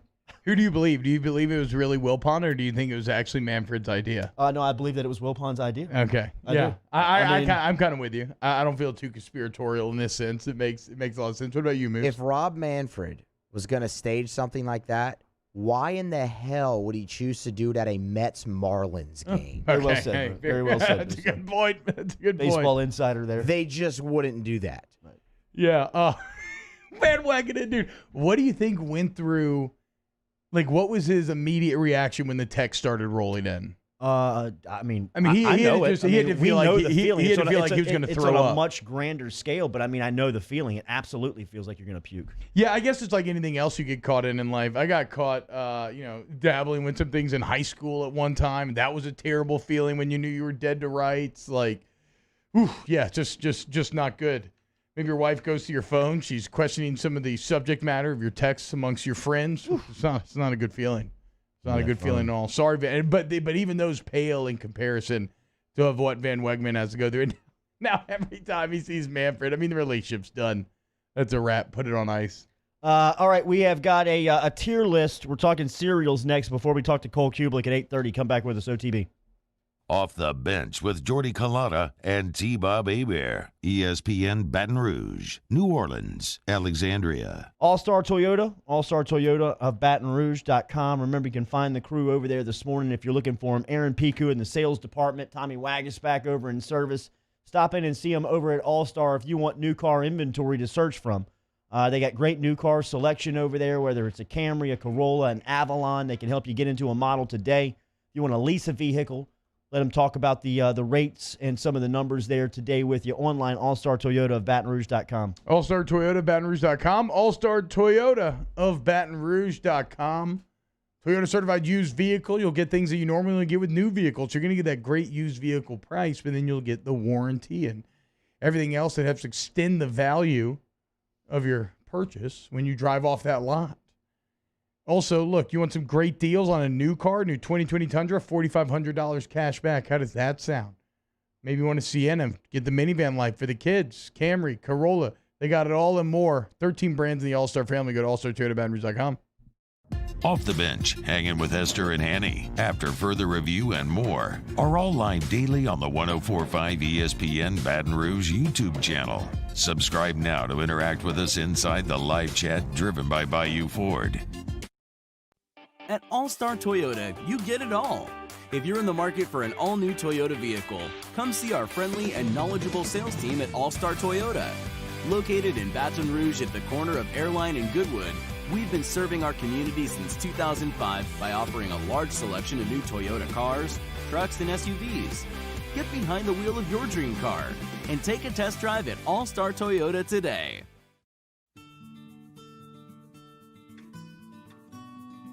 This is a house call. This is a follow-up appointment. This is a diabetes checkup. This isn't just more convenient care, it's more advanced care. This is innovating healthcare at Louisiana's #1 hospital, Ochsner. ServiceMaster Elite create clean, disinfected work environments. As a local business, we take pride in serving the New Orleans and Baton Rouge areas. Our cleaning protocols follow CDC and OSHA standards for healthcare settings, offices, senior living, restaurants, and industrial plants. Contact ServiceMaster Elite to get your operation ready for reopening with germ disinfection cleaning. ServiceMaster Elite, the trusted choice in professional cleaning since 1996. To all of our heroes working on the front lines of this COVID-19 pandemic, your bravery and selflessness represent the very best of us, and we want to say thank you. I'm asking everyone around the state to join me in celebrating the heroism of our healthcare professionals on the 19th of every month at 1900 hours, that's 7 p.m. Write a note of appreciation, make plans to donate to charitable organizations, or say a prayer. To learn more, visit 19thanks.org. Thank you, and God bless. Crime has serious consequences, but anyone can make a mistake. If you find yourself in trouble with the law, know that you have rights, and it's okay to demand them. The law offices of O.C. Brown are here to protect you and your rights. Felony or misdemeanor, DUI or drug charge. No matter what crime you're accused of, you still have rights. Let the law offices of O.C. Brown uphold them. Call 225-343-1111. Your law firm for a lifetime. Gulf Coast Bank and Trust is a local bank with a straightforward philosophy. It's about doing the right thing for our customers. Participating in our community with annual local fundraisers. Offering individual attention in a modern banking atmosphere with a trusted local company. Gulf Coast Bank invested in technology with a local touch, giving our customers the power to bank anywhere, anytime. We're building relationships through personal service as the bank that cares about you. Gulf Coast Bank and Trust, the bank that cares about you. If I built a van? Yo, join us for a TGIF edition of Hanging with Hester and Handy, presented by Richard Honda from noon to 3. We'll close the book on LSU and Saints practice this week, as well as get you ready for the first college football game of the season on 104.5 ESPN Baton Rouge.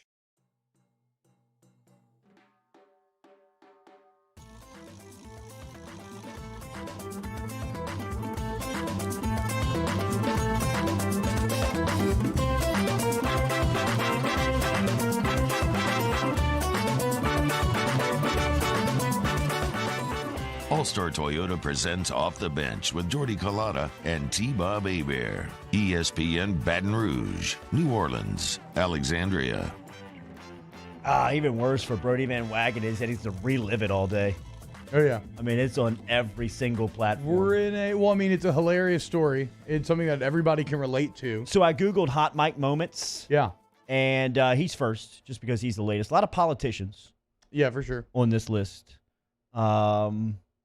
But I think that would probably be a pretty good summer day segment when you think about hot mic moments, whether it be in this industry or just out. I mean, just out loud. With the Jerry Falwell news, we could do hot wife moments as well. Make it a little 2 for 1. Yeah, but we'll make that segment a threesome. Not as you know what? Let's move on. Jerry should have owned it. Well, I mean, I guess if you're in the religious setting, you can't own it, but he should have just been like, "Look, I'm into swinging. You don't kink shame me, bro. 2020. I'm allowed to keep my socks on if I want." Hot wife, not as foreign as you might think. Yeah, okay. Moving on. Spoken Where by are the cereal tiers at here? What's our tiers? The single man. Good transition. What's I our may have dabbled in a little hot wife myself. what's our tier level here, That T? ain't no problem. That ain't no problem. This is OTB Casual Friday tier list. Which one of your friends' wives would you most want a hot wife? No, I'm just kidding. Casual Friday tier list. We do it every Friday. This Friday, we are ranking cereals. How we're going to do this? Hot wife segment. Brett Bielema wins. Hey, there you go. You know they're into some weird stuff. I was going to say, I don't know if that guy, does he know what the hot wife, what that actually means? It's not just having an attractive wife. It's that you enjoy other men sleeping with your wife. While you watch. Yes, which is fine. I'm not here to judge anybody, man. I mean, if you look at fetishes and stuff, the amount of stuff that will turn human beings on is way beyond my comprehension. Absolutely. So to each their own. And I won't knock yours. If you're into bacon, I remember being a little kid reading my sister's Cosmopolitan magazine. Wait, what? And there was a guy who was just into bacon. Favorite thing. Like, yeah. okay, get off on bacon? Yeah, like to involve bacon in the bedroom, right? Whether it's like just the smell of it, the taste of it. Maybe he puts a little grease on his body. Maybe like eating a strip while stripping, like a lot of different ways that you sounds go like with some that. politician stuff right there. Hey man, look, that's what I'm saying. The places that a human brain can go in terms of what gets them going. I'm not here to judge, man. So Each about their this own. tier list. Okay, yeah. So OTB Casual Friday tier list, ranking cereals. So I think as a starting point, everybody's bringing 3 cereals, and we're going to tell you where we think they should end up. Yep. It's not necessarily my favorite. I actually chose 2 that I really love, and I chose 1 that I want to bury. So my Which first isn't going to be allowed. off the top, Cinnamon Toast Crunch, S tier, undefeated, God mode cereal, the best. And second, one that I've eaten a lot the last couple of days with my family out of town. I've almost eaten an entire box. Original Captain Crunch, not Oops All Berries, not Peanut Butter Crunch, none of that garbage. We're putting that in the A tier. And then finally, Cookie Crisp. It's styrofoam cookies. It's not good at all. That is a D-list cereal when you were talking about sugar cereals. Go ahead, Musso. D-list take. But so the 3 I'm submitting for entry. Okay, I'm writing down. Are Cocoa Pebbles because they're phenomenal. Where'd they go? I would put them as an S tier. I'm sure they'll get knocked out of there, but it's fine. Okay. No, this is a first pass. Honey Nut Cheerios would be my second one that I throw in there, and I would throw that into an A tier as well. Actually, wow. Yeah, well, very common, plain but classic as well. See, they're not classic plain, as well. See, I would go Frosted Flake there. It's healthy and I sweet. would go Frosted Flake. Is it? Frosted Flakes are overrated. We talked about that yesterday. You missed it, but we can get back into that. Cheerios overrated. Yeah, I agree. Plain Cheerios are. Honey Nuts are not. Okay. Anyway, now I forgot my third one. Oh yeah, Golden Grams, which I also put on the A tier. I do love some Golden Grams. All right, Danny, where are you at? What are your big 3 that you want to put on the list first? Okay, so I put Reese's Puffs in the A tier. Okay. Because I'm a big fan of chocolate and peanut butter mixed together. It is one of the greatest taste bud combinations on this planet. Yeah. I agree. And I put Fruit Loops in C, and then Honey Bunches of Oats in C. Okay. You know what? I can kind of respect all of those choices. Jordy, where are you at? I'm going off the board here, and I'm just going on a natural granola cereal that you can pick up on the aisle there, and I'm going to put it as a C-level cereal. This is the one that I'm actually eating right now. I'm going with a little cinnamon and some type of oats in the morning, a good fiber balance for me. Hold on. Not only is this like the oldest possible answer that you could have given to this question, but is this an actual cereal brand, or are you saying you're just getting like some raw oats and putting milk and cinnamon in there? It does have a brand, but I can't tag it. I can't think of it. I can see the brand, but I can't bring it to life here. So for the segment, it's not working out. I understand, but just a granola option if you want to put in some type of tier there. Granola oats. I'm gonna look my S tier. Give me your favorite. My S tier is Raisin Bran Double Crunch. Wow. I mean, went the healthy route on us twice. Is that healthy? No, dude. I mean, Raisin Bran? Well, yeah, I mean, it's kind of because like, I eat it for the raisins. Well, it's a scale with cereal, right? Is that healthy relative to CT Crunch, right? Golden Grams, Fruit Loops, yes. Cookie Crisps. In the overall scheme, no, not healthy. But okay, so Raisin Bran Double Crunch joining the big boys up in the S tier. And then so I've got Lucky Charms, which has it been No, it is not. Okay, It so is not. I've got Lucky because it's Charms. a bad cereal. It is a bad cereal. I've got it as a B-level cereal because you can eat it dry. Oh. You can eat Lucky Charms dry. You can eat Lucky Charms. What do you mean? dry, You have yeah. kids and you've never eaten Lucky Charms dry? I mean, just give them a bowl of Lucky Charms and just let them sit there and eat. You know what? Lucky Charms for some reason. You know but how when certain, they do get wet, they get too soggy. It's the marshmallow in it. the WAP problem. There's a WAP problem with Lucky Charms. Yeah, I know. Yeah. I can you know what I see mean? it. It's like the boat and the canoe. You need it to get through. Yeah. So Here's my problem with Lucky Charms. You know how certain textures or sounds. You know certain it's textures just a are little choppy, boys. I mean, it's just a little thick. Well, we know how you deal with choppy waters. Not good. But you know how certain sounds or textures like physically cause your teeth to hurt. Lucky Charms marshmallows are cardboard. Like for me, it's you know when you have an eraser and the eraser runs out and then you scrape the metal on the paper. Just thinking about it, gives me goosebumps, making my teeth hurt. To me, biting into Lucky Charms gives me the exact same feeling. Wow. Those styrofoam charms are absolute garbage. They are not food. It is a food byproduct. I feel the same way about those charms, but to an even greater degree than I felt about the Cookie Crisp cookies. They're just disgusting. Such a hater. No, so it disgusting. is one of the greatest sugar cereals ever. Lucky Charms? No, Cookie Crisp. Oh, okay. Lucky Charms awful. I hate it. Yeah, I would take Waffle Crisp over Cookie Crisp. I would put Waffle Crisp Waffle in Crisp the C was category. good. Waffle Crisp is underrated, Alex. It's Waffle really good. Crisp was delicious. And how great, put in the C. And then how great were the commercials with the old women where I think it was like they were secretly like young people dressed up as old women doing like a Mission Impossible face thing. I don't know. That. I was eating the cereal. Yeah, I used to love the Waffle Crisp commercials. Is Life a good cereal? Never had it. Ask Mikey. He'll eat anything. I've never had it either. Was that the little boy? That was the Life's commercial, all yeah. right. Life's a D though, probably for the terms of this list. But Isn't I mean, it it's supposed not. to be a healthy cereal. It's not bad. There's I want to say there's a cinnamon version of Life, and then Cinnamon maybe Life, a plain Life. The cinnamon Life's pretty good. It's like a lesser CT Crunch. They didn't go as all in on. We're just gonna load you up with sugar and deliciousness. Never had either of them, so I can't. The addition on cereal that can take it over the top's got to be cinnamon, right? I mean, if you add cinnamon to any cereal, So you're you probably add cinnamon going to cereals? I never. The only thing I remember is when I would eat Rice Krispies when I was younger. My grandma would put sugar in it. I do not. I'm just 'Cause saying they're if you bland. added cinnamon to the title of your cereal, Oh yes, yeah. couldn't you just upgrade that tremendously? I mean, I if you went Probably. cinnamon Lucky Charms. Again, that sounds awful. Actually, yeah, no. The texture of those marshmallows, man. I can't get over it. Cinnamon Raisin Bran. So this is an early pass here. Bananas. Yes, bananas is a great addition to any cereal. God, Any cereal. Musa hates it. We were talking about it. I don't hate it. It bothers me. There's a difference. I don't hate people that do it. It just bothers me. How do y'all peel So a your banana? time with Moscona has rubbed off so much. You hate everything. That's not Everything I said it aggravates you. bothers me. If you like Everything bananas in your annoys you. cereal, You great. hate everything. That's such a Moscona trait. We're going to have to try to beat that out of you between 7 and 10 a.m. Well, he did say he Actually, loves see, Cookie Crisp. It's more of a Musso trait, actually. So good luck. But That is true. Wait, so when y'all peel a banana, how are you peeling it? there's one way to peel a banana. Yeah, well, there is a bottom, correct like a way. monkey. Yeah, from the bottom, exactly. You learn from the I expert. actually spike it on the top where there's a little bit Yeah, don't you, like, of a break hole, and you the can spike it stem? right there and just kind of split down, and it'll pop right open. No, don't you just like break the What are you, stem off? shotgunning bananas? You just literally described shotgunning. Oh, God, that- Give me that banana. He's just squeezing it out into his mouth as he tips it God. up.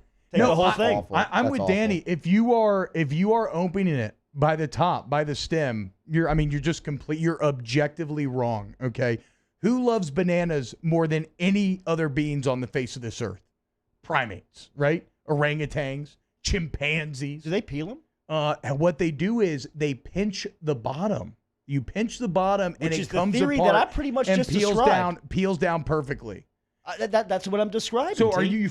But I thought you were saying you were doing this at the top, and No, you're no, like I'm poking just- a hole. Well, you said like I poke guess a it hole. would be from the top because it comes from where it would be rooted to the tree. Yes, no, But this right is- there. There's just a little piece. There's a little air pocket that you can pinch into, and if you get into it, you can slice the banana peel all the way down the middle, which will fold it open, and then you've got full access to grab the banana. So I know what you're saying, but I think we have a banana in the hallway. Maybe I'll grab one and I'll All show right. you this because I never forget. I saw some chimps doing this at the zoo, and I was like, hey man, I'm just going to follow the experts here. They're the banana experts. You want to grab the bottom, you want to pinch it. Super easy banana opening. Never worry about breaking your banana. And then you can put it in your cereal. It's delicious. All right, so that's our first pass at the tier list. If you want to get involved, give me your 3 cereals, and then it's either S, A, B, C, or D. S being the best, D being the worst. Where do you think they should rank? All right, Cole Cubelic talking football next.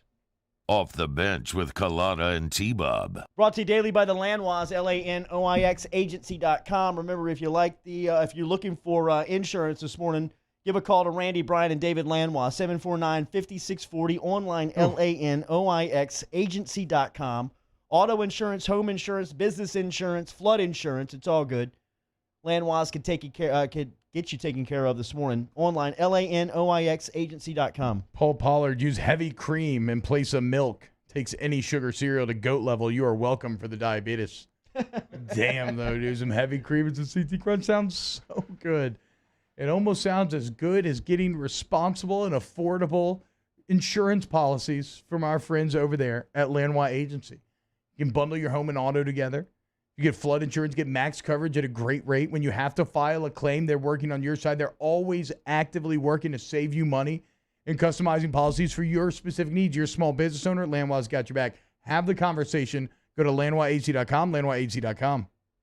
Our listeners fire off their opinions on the jimsfirearms.net hotline at 499-1045. Keep listening for your next chance to shoot us your thoughts with the jimsfirearms.net hotline on 1045 ESPN Baton Rouge. If I built a van, it would do more than haul. It would carry my entire business. I'd make it available in dozens, make not thousands of configurations. It would keep an eye on my fleet. And an eye out for danger. If I built a van, I'd make it available in diesel and gas. And I'd build it right here in South Carolina. Introducing the all-new Sprinter, starting at $33,790. Built in the USA. Mercedes-Benz. Vans. Born to run.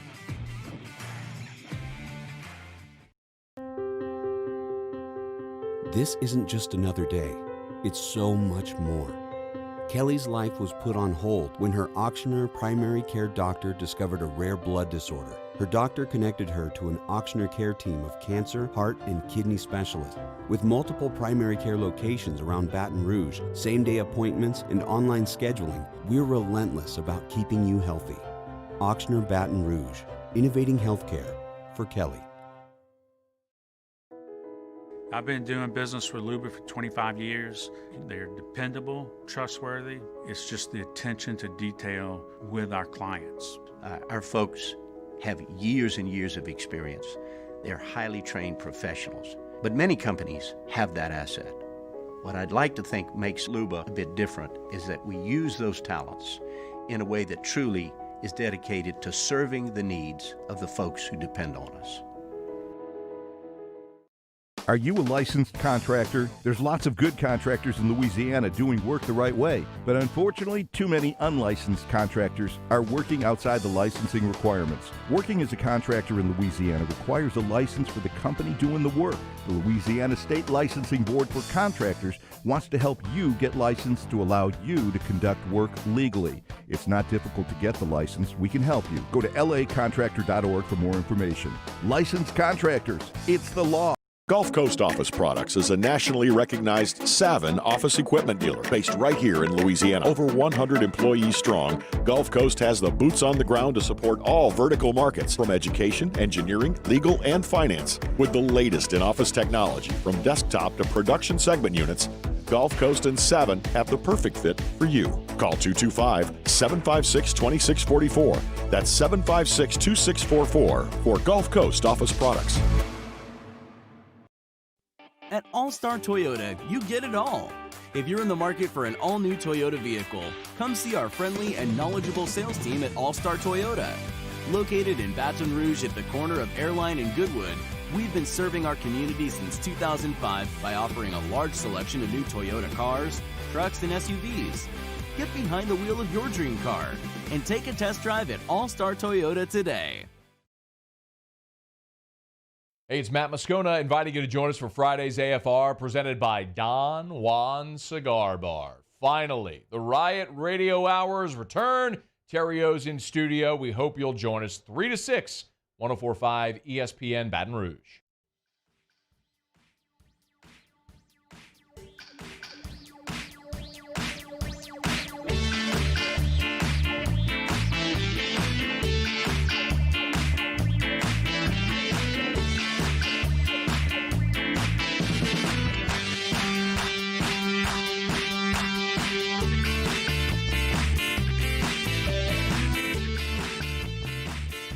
All-Star Toyota presents Off the Bench with Jordy Collada and T-Bob Hebert. ESPN Baton Rouge, New Orleans, Alexandria. A lot of scientific work going on during the break as we try to hash out this cereal list.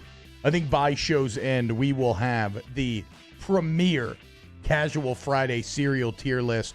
Can I open up with Cole here with the cereals? We got Cole Cubelic? Okay, we're getting him here in a second. Interested to see. Cole's always full of good takes. See where he's at with the cereal. So our cereal tier list last segment has gone over pretty well. Lots of discussion inside the Bayou Ford chat app. If you're watching at 104.5 ESPN, remember to get subscribed and notified to everything that's happening here on Off the Bench, as Cole Cubelic is with us every Friday on OTB. So now we're kind of into like different type of milks to pair with the cereal. Do y'all have an off milk that you like? I mean, there's oat milk, almond milk, cashew milk, goat milk. Like, there's a million different kind of milks now. I'm 2%. Okay. I would say, I mean, you know, ever since the kids got back in the picture, we've been getting back in the milk game. But I would say if you want off milk, oat milk, pretty damn good. Cole, looks like you've lost a ton of weight over the last year and a half. I credit a lot of that to Peloton. But if your diet still includes cereal, what is your cereal of choice every morning? Best cereal of all time. Oof. Well, those are very different questions. They are. But sorry.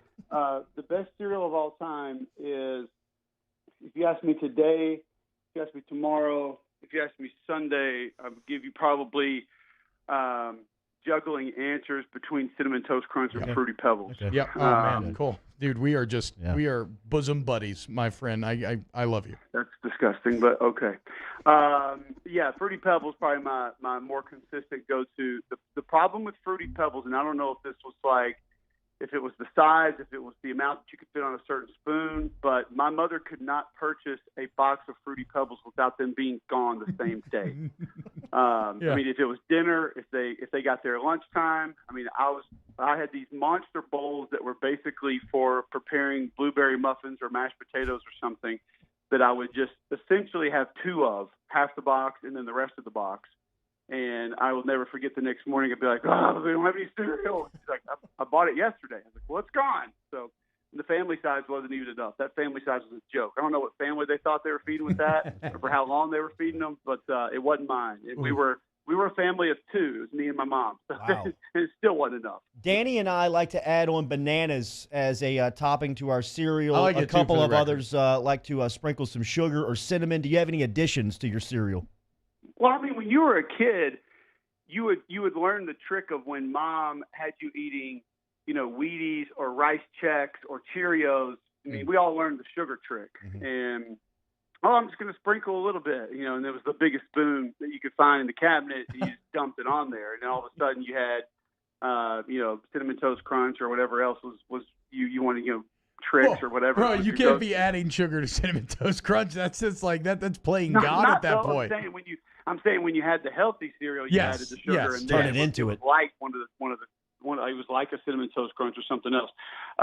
It's interesting because I think there are certain things for certain cereals, like you adding bananas. I'm all for that, but only with, say, Cheerios would I add bananas. Like, I'm not going to put bananas with It's correct. you know, Cocoa Puffs. Correct. Or, you know, one of my other go-tos would be peanut butter Captain Crunch, but you got to let that sit for a little while. And Really? that's, you know, you don't have a lot of patience when you're a husky kid. You know, usually you just got to get in there and go.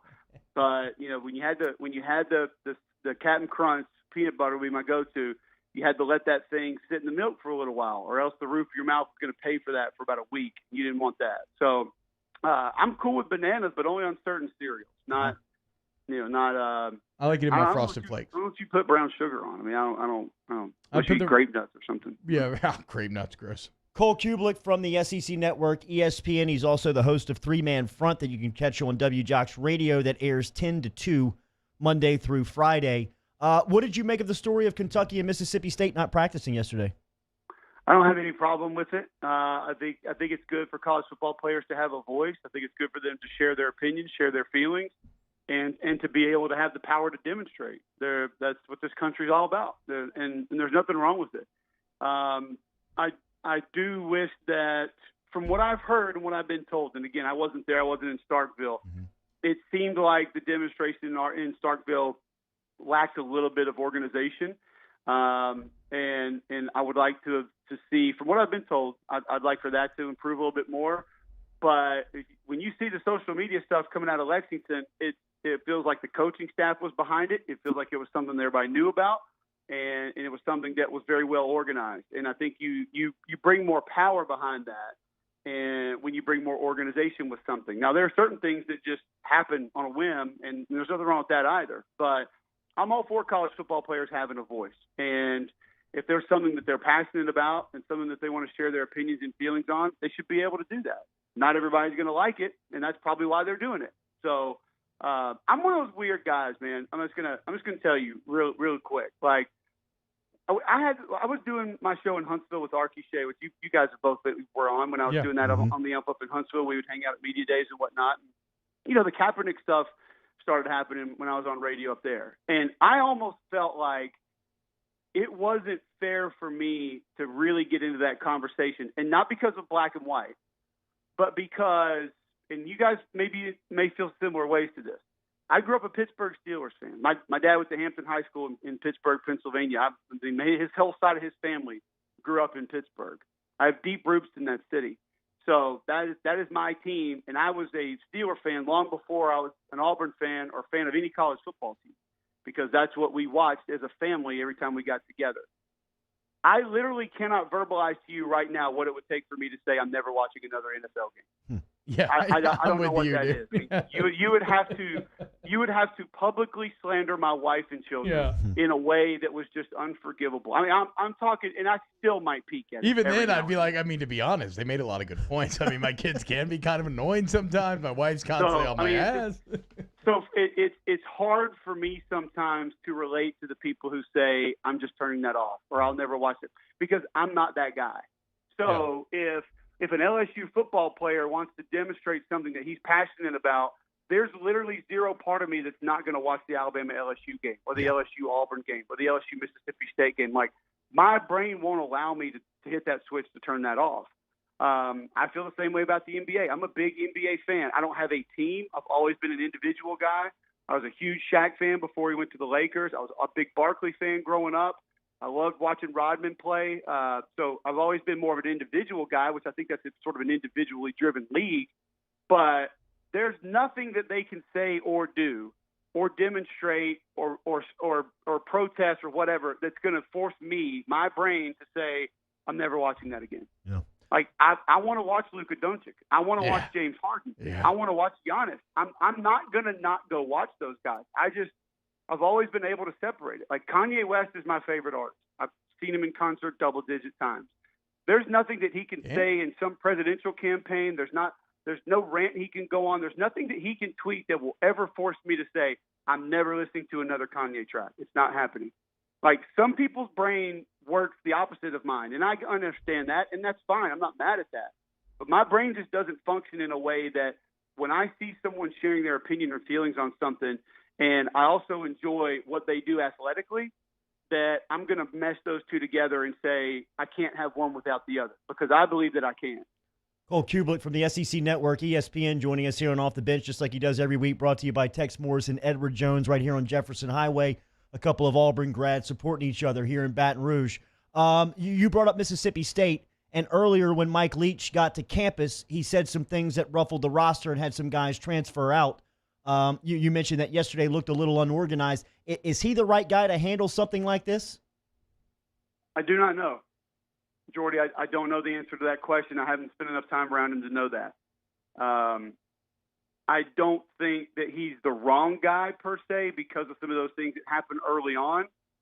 I think that we all need to take time to try to learn other people's personality and learn other people's thought process. And that person who says things that may bother other people should also self-evaluate in that manner. And maybe Mike Leach has had to do some of that. And I think that there's always going to be an acclimation process with a new coaching staff, and it's usually not comfortable. Like the situation that Dave's walking into over in Waco, that's a lot easier to manage than going and than doing what Les was doing up in Lawrence. Like when you got things rolling and moving and things are good, it's much easier to go in and say, all right, this is how we're going to do things. We're going to do things this way. We're going to change this, because the culture is already in a positive place.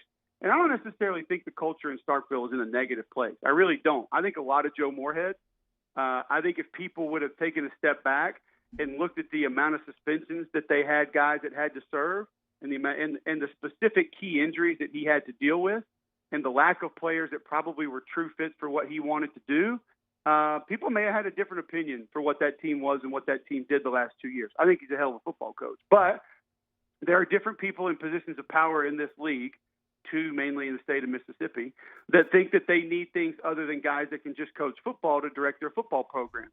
That from a business perspective, I get it. If that's your main goal, if that's what you want someone to sell tickets, you want people to get excited, you want name recognition, that's your program. You run it the way that you want to. I got a business, I'm going to run it the way that I want to. I've had a couple that have failed, so I might not be the one to speak on this topic. But I think there's going to be a feeling out process. And when I said things were a little bit unorganized, from what I have gathered, and again, it's people that I've talked to over there, I think there were some players that didn't necessarily know about it. I think it was put together quickly, and that doesn't mean it didn't have impact or wasn't powerful or wasn't something that's going to end up being good. It just means that, and maybe there was, honestly, maybe there was some fear that if the coaching staff found out about it, they'd try to shut it down. So they got it done as quick as they could. I don't know those things. But I think right now, if you're a college football coach, your number one task better be being a good communicator. Because if you can't do that, you are going to lose players, you're going to lose your team, and then you're going to lose games. There'll be a lot of losing coming your way if you don't know how to communicate. That is job number one for every college football coach right now. And if you can't do it, we're not going to be talking about you for very long. Cole, how does one practice football with just 5 offensive linemen? If you haven't heard the story, LSU, recent outbreak among the O-line, they have just 5 available linemen for what I think looks like the next 10 to 14 days. Well, you're not going to hit. You're not going to have physical practices. Number one. Number two, T-Bob, you could probably think of a few ways you could skate around this. You're doing a lot of pass scale. I could even see a scenario where, like, if it's me, yeah, well, okay, that could work. You could go one direction or the other. You're obviously going to get some walk-ons. If there was a D lineman you thought you might want to at least try over there, now's the time to go do that. But I could see a scenario where, maybe the one when you're running team, and people who don't know how that works, it's ones, twos, or it's ones, and then twos get a rep or two. Yeah. I could see a scenario where the second group just doesn't have an offensive line. Now that makes life a little bit more difficult on your defensive line because visually they need those reps as well. But too bad. Tough luck. Just you got to tell Bo Pelini he's got to roll your D lineman a little bit more. You can't just go ones with the ones. You got to get some twos and threes in there to get them their reps also. So I would kind of treat my second and third team reps as pass scale, so to speak. And even if you wanted to work the run game, leave your tight ends, H-backs, fullbacks, whatever those are that you needed in there, you could still work that a little bit, but you're just not going to be doing it with offensive linemen. Cole Cubelic joining us. By the way, how happy would you be if you were a starting center guard or tackle? Because you know damn well you're not doing inside drill. Yeah. You're probably not doing one-on-one full-speed pass rush. You're not going full-speed 1 versus 1 in team periods. Like, you're about to step into you're stepping on like a Serta mattress of a practice. Like, you're going to be floating through practice. You're going to be on cloud 9 the entire – because you ain't doing anything. Yeah. The crazy part is, though, Cole, what happens if this happens the week of Florida, right? Like now, granted, with immunity stuff, I don't know if it will. Whatever. We don't know about who has it, who doesn't. But, like, what if you have an outbreak the week of Florida and, like Hunt said earlier, let's say all your wide receiver group can't play? What do you do? Do you still play the game that weekend? This is what we don't know, and this is something that is going to be one of the more difficult tasks that the SEC office has coming into this season, because as we know, certain positions just get different treatment than others in this game that we love so much. So if someone's quarterback room got hit, I would imagine everybody is going to feel sorry for him and say, oh, you can't make him go out there and play. Whereas I would say, dude, go run Wildcat for 2 weeks. Sorry. Such is life. If your offensive linemen are out, I get it. But, my question would be, do you have 6 that can go play? Do you have 5 who can start and a swing man who can get out there and go? If the answer is yes, then we're probably going to ask you to play. Now, the coaches are probably going to be able to state their case. I don't know if you treat this as, some sort of appellate court where you're basically talking about who's in, who's out, what you have numbers-wise, who you have the next 2 or 3 weeks. But that's why some of those bye weeks were built in. I think it's a pretty easy fix if you've got 2 teams who share a bye week 2 weeks later, and then you just say, okay, we're going to move this game here. You don't want a situation to happen like what just happened with Troy and ULM having to cancel that game, and now that game goes to, I think, December 5th, and Troy's got to play 12 straight weeks. So Troy doesn't have a built-in bye week anymore. But that's why the SEC built those in for, I think, a coach to be able to say, we're not going to be able to, and that's your selling point, I think, is I go to Greg Sankey and I say, I'm not going to be able to put an SEC-worthy product on the field this week. I'm just not. This is not going to be good football. So if you want us to go out there and tinker around, and look like, the Pac-12, we can do that. But we'd rather come back in 2 weeks and look like an SEC team. Have a good weekend, big fella. Thanks for the time. Thanks, guys. Cole Cubelic with us. We'll close it out next. Close out hour 2. Off the bench with Kalana and T-Bob. Brought to you daily by Donaldsonville Glass and Body. Just got a great testimony for Donaldsonville Glass and Body. One of our loyal listeners, Burke Harriman, just texted in. Hey, please give a huge shout out to Kenny Jr. and his staff over at Donaldsonville Glass and Body. They did an amazing job putting my wife's car back together after her accident. Kenny was awesome, and will use them from now on for all my automotive needs. Dude, is that not what I'm telling you every single day? Like, it's not over there at DG&B, it's not about maximizing profit. It's about maximizing customer satisfaction because they know that's what leads to success. That's what keeps people coming back. And Kenny wants you to know, look, just as the insurance company cannot tell you where to go to get your car fixed, neither can the police tell you who needs to tow your car. So if you do get an accident, you call DG&B. They'll pick up that vehicle in their brand new tow truck, fix it, and then drop it back off to your driveway. Convenience of the highest order. The quality of work, second to none. Customer service, second to none. Donaldsonville Glass and Body. We opened up the playbook and expanded our coverage. Listen daily in high definition on 98.1 HD2. We are 104.5 ESPN Baton Rouge. $10,000 off MSRP on a new 2020 Ford F-150. All new Bayou Ford vehicles come with a 1 million mile powertrain warranty. And with Bayou to You, free delivery right to your door. The crew at Bayou Ford is going to do right by you. Gulf Coast Bank and Trust is a local bank with a straightforward philosophy. It's about doing the right thing for our customers. Participating in our community with annual local fundraisers. Offering individual attention in a modern banking atmosphere with a trusted local company. Gulf Coast Bank invested in technology with a local touch, giving our customers the power to bank anywhere, anytime. We're building relationships through personal service as the bank that cares about you. Gulf Coast Bank and Trust, the bank that cares about you. This is a house call. This is a follow-up appointment. This is a diabetes checkup. This isn't just more convenient care, it's more advanced care. This is innovating healthcare at Louisiana's #1 hospital, Auctioner. ServiceMaster Elite create clean, disinfected work environments. As a local business, we take pride in serving the New Orleans and Baton Rouge areas. Our cleaning protocols follow CDC and OSHA standards for healthcare settings, offices, senior living, restaurants, and industrial plants. Contact ServiceMaster Elite to get your operation ready for reopening with germ disinfection cleaning. ServiceMaster Elite, the trusted choice in professional cleaning since 1996. To all of our heroes working on the front lines of this COVID-19 pandemic, your bravery and selflessness represent the very best of us, and we want to say thank you. I'm asking everyone around the state to join me in celebrating the heroism of our healthcare professionals on the 19th of every month at 1900 hours, that's 7 p.m. Write a note of appreciation, make plans to donate to charitable organizations, or say a prayer. To learn more, visit 19thanks.org. Thank you, and God bless. Crime has serious consequences, but anyone can make a mistake. If you find yourself in trouble with the law, Know that you have rights, and it's okay to demand them. The law offices of O.C. Brown are here to protect you and your rights. Felony or misdemeanor, DUI or drug charge. No matter what crime you're accused of, you still have rights. Let the law offices of O.C. Brown uphold them. Call 225-343-1111. Your law firm for a lifetime. Citizens Bank is proud to bring you the Fan of the Week. But during these times with no fans, Citizens Bank is switching its support to the Banking on BR campaign to raise money for the Baton Rouge Food Bank.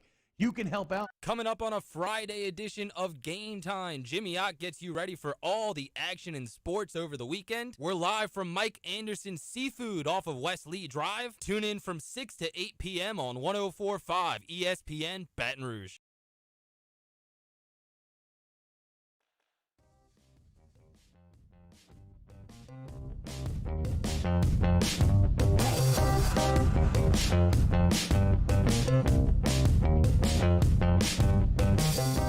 All-Star Toyota presents Off the Bench with Jordy Collada and T-Bob Hebert. ESPN Baton Rouge, New Orleans, Alexandria. See, I'm just not a big fan of chocolate cereals. We're continuing to rank cereals here by the show's end. We will have an official list.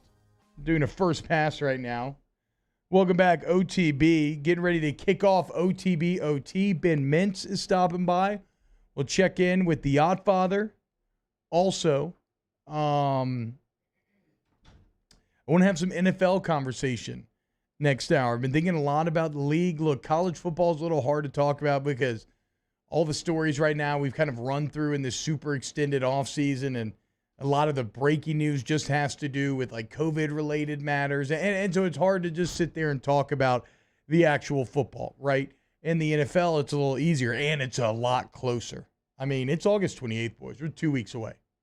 You're 2 weeks away from NFL action. And so today I want to make some predictions. We're going to go division by division. Ben Mitz, the degenerate, the skinny degenerate now, just walked in, just shedding LBs while getting you money, making your wallets fat and your body skinny.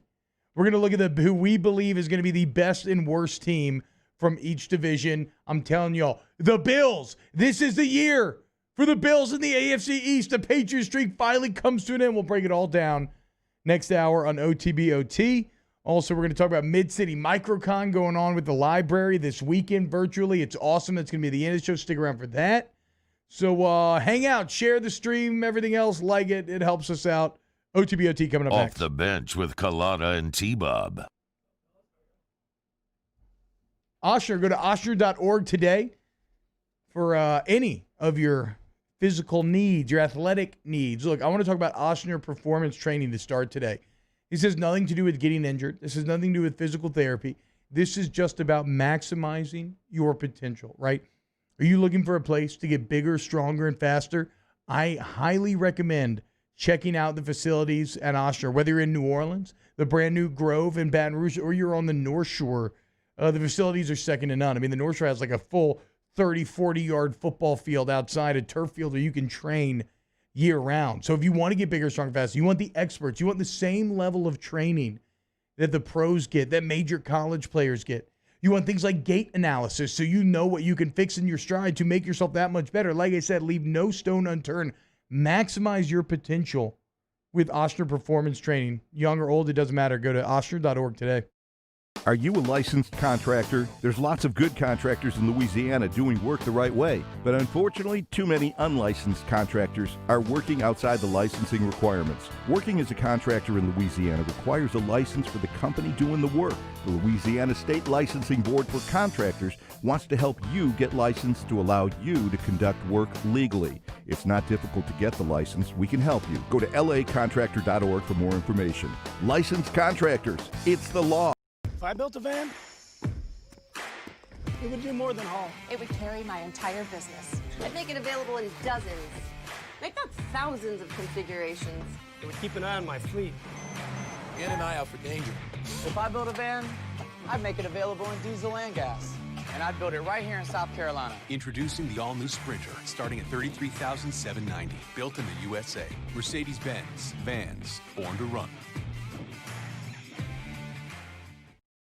Gulf Coast Bank and Trust is a local bank with a straightforward philosophy. It's about doing the right thing for our customers. Participating in our community with annual local fundraisers, offering individual attention in a modern banking atmosphere with a trusted local company. Gulf Coast Bank invested in technology with a local touch, giving our customers the power to bank anywhere, anytime. We're building relationships through personal service as the bank that cares about you. Gulf Coast Bank and Trust, the bank that cares about you.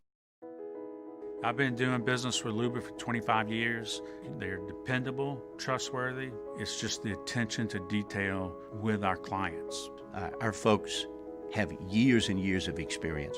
They're highly trained professionals, but many companies have that asset. What I'd like to think makes Luba a bit different is that we use those talents in a way that truly is dedicated to serving the needs of the folks who depend on us. Gulf Coast Office Products is a nationally recognized Savin office equipment dealer based right here in Louisiana. Over 100 employees strong, Gulf Coast has the boots on the ground to support all vertical markets, from education, engineering, legal, and finance. With the latest in office technology, from desktop to production segment units, Gulf Coast and Savin have the perfect fit for you. Call 225-756-2644. That's 756-2644 for Gulf Coast Office Products. This isn't just another day. It's so much more.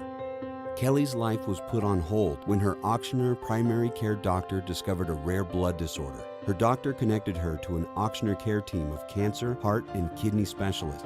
With multiple primary care locations around Baton Rouge, same-day appointments, and online scheduling, we're relentless about keeping you healthy. Auctioneer Baton Rouge, innovating healthcare for Kelly.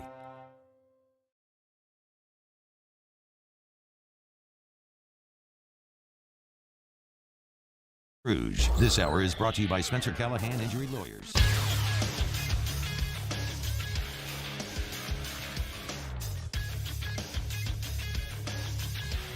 Good morning. It's 9 a.m. Friday, August 28th. Today in Baton Rouge, expect to see thunderstorms with a high of 84. In case you missed hours 1 or 2 of the show, you can catch that up at the on-demand section at 1045ESPN.com. Brought to you by Carriages. Coming up today on OTB OT, the Ott father Jimmy Ott stops by at 9:30, give you the locks of the weekend. Follow today's show on Twitter or Instagram at OTB_ESPN. Watch us live at the 1045 ESPN YouTube channel. Interact inside the Bayou 4 chat. Make sure to subscribe to the Off the Bench YouTube channel and set your notifications for new content posted there daily. OTB OT starts right now.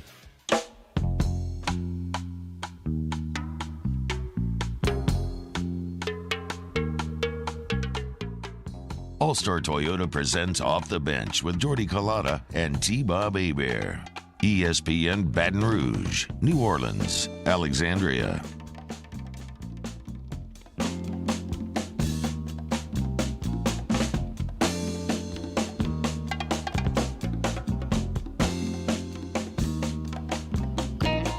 Yo, what up, y'all? Welcome in OTB OT. It is Casual Friday, which means you've got the man, the myth, the legend, the Mahomes, the degenerate, the Ole Miss Rebel Black Bear Shark Dude.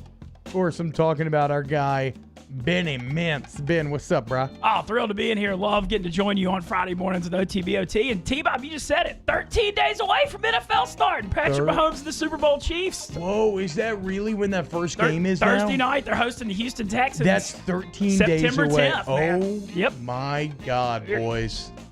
Oh, my God. It's going to be here before we know it. Let's go, dude. I mean, that's no time. That's nothing at all.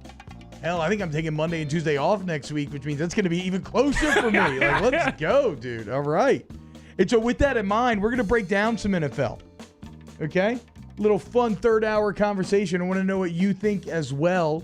We're going to go division by division, and we're going to try to pick who we believe will finish at the top, who will be the best team, and who will be the worst team for each division. Just keep things light, have a little football combo. We're talking Mid-City Microcon at the end of the show. Okay, right now, Ben, before you start, what do you think, man? Who is your what's your favorite cereal as we're building this cereal tier list? I know during the break you said you're not a huge cereal guy, but if you had to choose What's a cereal that you have the best memories with? Man, I'm going to be lame and say Raisin Bran. Hey, ain't nothing wrong with Raisin that. Bran with some bananas in it. Live your truth. Yeah. Okay, we talked about not kink shaming earlier. I'm not here to cereal shame either. Okay? No. Raisin Bran's absolutely delicious. If I had to choose Raisin Bran, I like Jordy's Double Crunch variation. I would also say, what was was it like extra scoop of raisins? Is that how they used to brand it? Is that how they used to brand it back in the day? Either way, I like the extra scoop of the raisins. So our list is taking shape. As you can see on the YouTube stream, it's still a little bit of a mess. We're still ranking things. We'll have a finalized list by the end of the show. But right now, let's talk NFL, boys. 13 days away. Mint says he's been in the lab. He's studying up. He's getting his picks ready. By the way, I've been brainstorming. I'm thinking this football season for the NFL, I kind of want to do a pick competition, a 3-way pick competition between you, Otter, and then our girl Megan making money from FanDuel. Yeah, she's coming on game time soon. Okay. She's great. There you go. We've connected. She's good people. There you go. It could be a little degenerate triangle, okay? All different walks of life. Young man, young woman, old, experienced, salty vet, and Otter. We'll see who wins. Pick 3 games a week. But we'll get there when we get there. For now, let's start here in the NFC South. Let's do it. Every division, best and worst team. The best for me, obviously, it's the Saints. They've won the division. What is it now? 3 years in a row? 3 years in a row. The Saints 37-11 in the regular season. The last three. 11-5, 13-3, 13-3. Most wins Incredible. in the entirety of the NFL over that span. Which not only reinforces that yes, they should win the division, Ben, but it also reinforces that their goals are so much larger than the division. That is the first step. But ultimately, for the Saints, when you look at their roster, there's no holes. I mean, have you heard the hype on Janoris Jenkins? Oh, yeah. Bro, they're talking like this could be maybe the best corner combination in the league with him and Lattimore. They're saying he's outperforming Lattimore some days. So, this is the year for the Saints. I don't care about COVID or anything else. If not now, when the Saints should be the class of the NFC South. I think so, too. And I think the COVID factor, the continuity is such a big thing. Yeah, I mean, that's a good point. I do think, don't get me wrong, I got a lot of faith in Tom Brady and Bruce Arians, but I think that it's going to be an adjustment period for them. And the Saints catching Tampa week 1, the Saints' whole roster, has basically been constructed the last few years. There's not a lot of changes, only adding a couple of draft picks. Certainly you had Emmanuel Sanders, who I think is going to step in and provide a key role. But I think the continuity is super important this year with Breeze and Peyton and the infrastructure of the organization because, all these teams that have new coaches and new rookie quarterbacks and all kinds of stuff, man, it's going to almost be, without preseason, the first few weeks are going to be a lot of trial and error. And you're right. It's not a lot of changes, but where you did change, it's all quality pickups, right? Whether it's going from Apple to Jenkins, that feels like a huge upgrade. You add Malcolm Jenkins to a secondary, and that's just great leadership out of it. As you said, Emmanuel Sanders, and even down to some smaller moves like Ty Montgomery. There's some good Ty Montgomery hype going on in terms of what he can bring to the table. So the Saints, obviously the best. I don't want to get into second or third best. The Falcons-Bucks conversation is very interesting.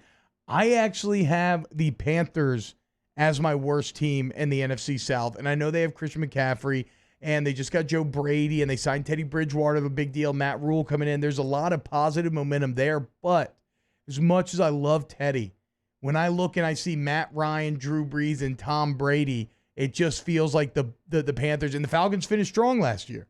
It just kind of feels like the Panthers are outside looking in. Who's your worst? Carolina by far. Okay. They're the first team in NFL history. They used every pick on defense. I mean, they gutted their defense completely. I do like Derek Brown. I mean, he certainly played a heck of a game against LSU last year. But losing Luke Kuechly, who's been the heart and soul of that for a long time, I don't think that helps. And, they know it's a rebuild. And they're gutting their defense. Matt Rule there, Joe Brady. David Tepper's only been the owner a couple of years. They're going to give it time. They gave Matt Rule 7 years and $70 million. Yeah, that's a good point. They're not necessarily in win now mode. No, not at all. I do love Christian McCaffrey. He's going to be the number 1 pick in almost every single fantasy draft. DJ Moore kind of stepped up a lot at the wide receiver position last year. There's a lot of hype on him, but there's just too much transition. And when you look at the Saints, Falcons, and Bucks, how established and veteran all these teams are, I mean, 5-11 Carolina seems about right. Okay, so NFC South in the books. Saints first, Panthers worst. Let's move to the NFC East. The NFC East. And I have the Cowgirls as the best team in that division. As do I. And I hate to say this because I'm not a Cowboys fan, but there's so much to like about this team this year. There's so much to like. You look at the and weapons. This is even pre maybe getting Earl Thomas, which there are talks around. Look, they needed to get Jason Garrett out of there 4 years ago. It's time for a new voice, and I believe Mike McCarthy. There was a lot of talk at the end of his Green Bay tenure. His playbook was stale. He needed to evolve and change. He took a whole year off and spent it in the lab, and I think he's going to be coming up with new variations. Dak being a mobile quarterback. And you look at Zeke Elliott, Michael Gallup, Amari Cooper, CeeDee Lamb. I love Blake Jarwin, who I think is going to emerge as a big-time fantasy sleeper tight end this year. Blake Jarwin? Oh, yeah. Okay. He's athletic tight end, good catching the ball. They got weapons everywhere. They still got a good O-line. And, man, T-Bob, Mike Nolan's a big loss for the Saints. You look at the job he did as linebackers coach, and now he's got, look at the guys they got now, Van Der Esch and Jalen Smith. I mean, this Cowboys bunch, I think. Van Der Esch balls against the Saints, too, for whatever reason. It feels like he shows up big time every single time they square up. Yeah, you make a strong case, and it hurts my heart. Oh, I don't like it either. I did 4 years of radio up in Shreveport in the Saints-Cowboys border wars. I mean, it's a real thing. But I think this Dallas bunch, I've got them around 10-6 winning the NFC East. I think they'll be really good. Yeah. I think maybe the biggest challenge to them in charge of the division would be the guys that won it last year, the Eagles. They're just always solid. But from a pure talent perspective, Dallas looks to be class. Also, Dak is highly motivated right now, and he has a lot of reasons to want to ball out because he could make so much money if he does. Okay, so Cowboys are the best. The worst here is super easy as well. The Giants are garbage, but it's got to be the Washington football team. Oh, the Washington football team. This offense is completely punchless. Dwayne, I know Alex Smith is back activated, but I don't know. He's going to be the backup, I think. Dwayne Haskins didn't show me one thing his rookie year to make me think he's a pro quarterback. He threw for over 200 yards once in 9 or 10 games. Terry McLaurin kind of showed something as a wide receiver, the Ohio State product, but who? That's the point. That's the problem. They don't have any weapons, and now AP's still trying to. Don't get me wrong, I love Adrian Peterson, but this isn't the MVP version they're in for 2,000 yards. The offense is just listless. They do have a great front seven on defense. They got a lot of size in that front seven. They've got a lot of the Bama guys. I was about to say, they've gone full like that. You see the Chiefs adopt that full SEC strategy where they're all about LSU and some other SEC guys. Washington has gone full Bama on defense, but that doesn't matter. They're gonna be hot garbage. I love Ron Rivera, but he has walked into an impossible situation. All right, next up on the list, NFC North. So obviously the top here between Vikings and Packers. I think there's a little bit of a conversation to be had. That said, even though I've spent this entire offseason trashing Aaron Rodgers, I'll still roll with A-Rod and LaFleur here in year number 2. I'm going with the Minnesota Vikings. Oh, let's go. Yeah, I like Minnesota kind of. Oh, Danny's still salty. He's shaking his head. Yeah, I just don't believe in Green Bay. They went 8-1 in games decided by 7 points or less. Yeah. And Aaron Jones is really good. He emerged as a star last year. Devontae Adams, if he could stay healthy, certainly is. But I just don't understand why they didn't get Devontae Adams some help. The rest of that receiving core is just dust. Yeah. And, they're drafted backup running backs in the second round, and A.J. Dillon. I don't know what they're doing. And you look at Green Bay last year. It felt like a middle finger to Aaron Rodgers. I didn't get it. Jordan Love, backup quarterback, did a backup running back. I don't know what they're doing. They won 13 games last year and could have won 9. And I think they regressed to about 8-8 this year. I think they're the biggest regression candidate in the NFL. I believe in Mike Zimmer, though. I just believe he's a great coach. And Minnesota's kind of got their offensive line better. Dalvin Cook could have a big breakout year. And I can't wait to see Justin Jefferson in this offense. Taking Stephon opposite Adam Thielen in the dome on the fast track with how quick he can cut. I think he can have a heck of a rookie season. Yeah, I agree. And the wide receiver talent in this draft is so good. It's surprising Packers. Okay, we'll see, though. I still think that, as much as I've been hating on Aaron Rodgers, it's a hate that is all relative, right? Like I say, he's not as good as Drew Brees, but that doesn't mean he's still not, one of the best in the entire league, one of the best to ever do it. So I'll still lean Packers there. Worst in the division, I know the Lions are horrendous. And the overall roster of the Bears is probably better, but I'm going to go with the Bears as being the worst because of the quarterback situation. I feel the exact same way. I actually like Detroit this year. I think there's a lot to like about them. I feel like they've been getting a little buzz this offseason, dude. People love Matt Stafford more than I realize. Well, last year, you look at Detroit's season, they were 2-3-1 the first 6 and should have been 6-0. Yeah. They had that Green Bay Monday night game where they got screwed by 3 calls. They had the tie game week 1 they should have won against Arizona. They should have beat KC at home week 4, and KC had a 99-yard fumble return that flipped the game early in the fourth quarter. And when you look at Detroit's offense, Stafford, Kerryon Johnson and DeAndre Swift, I've seen worse running cores. Kenny Galladay's a beast receiver, man. He's like a mini mega. They call him like the mini Megatron or whatever. He's a beast. I like Marvin Jones. T.J. Hawkinson, emerging second-year tight end out of Iowa. I liked a lot of what I saw out of him. Ooh, you fantasy guys. I hope you're listening, dude. Yeah. Ben's giving you plays left and right. I like this Detroit team. And the other thing that's funny is with no fans in the stands, Detroit doesn't have a home field. You know, you look at the Vikings and Lambeau Field and Soldier Field, Detroit benefits the most from the no fans. Yeah, it's like the Marlins theory, right? It's like Exactly. you merely adopted the empty stadium. I was born in it, molded by it. So, okay, Lions avoiding the cellar. I'm with you. When I hear Maybe Matt, 9-7 Detroit even. when I hear Matt Nagy come out and answer questions about Mitch Trubisky, and he's having to say he can't say whether or not he feels Trubisky has actually improved in the offseason, that's a bad look. Because normally when you're asked that question, you just lie. And you say, yeah, he's gotten better. Yeah. You know, like even if you don't believe it, no, they are not on the Mitch Trubisky bandwagon at all. So and Bears. the Foles thing, too, I want to mention. You know, they bring in Nick Foles to push Trubisky. And look, I know Foles has struck lightning in a bottle a few times, but I still hadn't seen it for 16 games. And I think when you got two quarterbacks, you got none. I think it's going to be a mess. It's just a fascinating – well, it's crazy, too, because the Bears were just – I mean, was that missed field goal a couple of years ago? Was that to send them to the NFC Championship? No, it was the second round. It was the division round. But still, I mean, here you go. They were a team that was on the rise, and some poor drafting decisions just it looks to have sunk them, man. And on Foles, I don't know if there's a more fascinating career, like you said, in terms of like these dominant streaks, just interspersed among like garbage everywhere else. Worst team. So best in the North, I said Packers, you said Vikings. Worst, we agree on the Bears. Let's go to the NFC West as we close out the NFC. Tough division here. Tough. Very tough. NFC West's fascinating. Very tough, top to bottom. Really, I mean, everybody seems like they could be good in the West. I am a huge Russell Wilson fan. I am going to back Russell Wilson over the Niners. I think the Niners are a better top to bottom roster.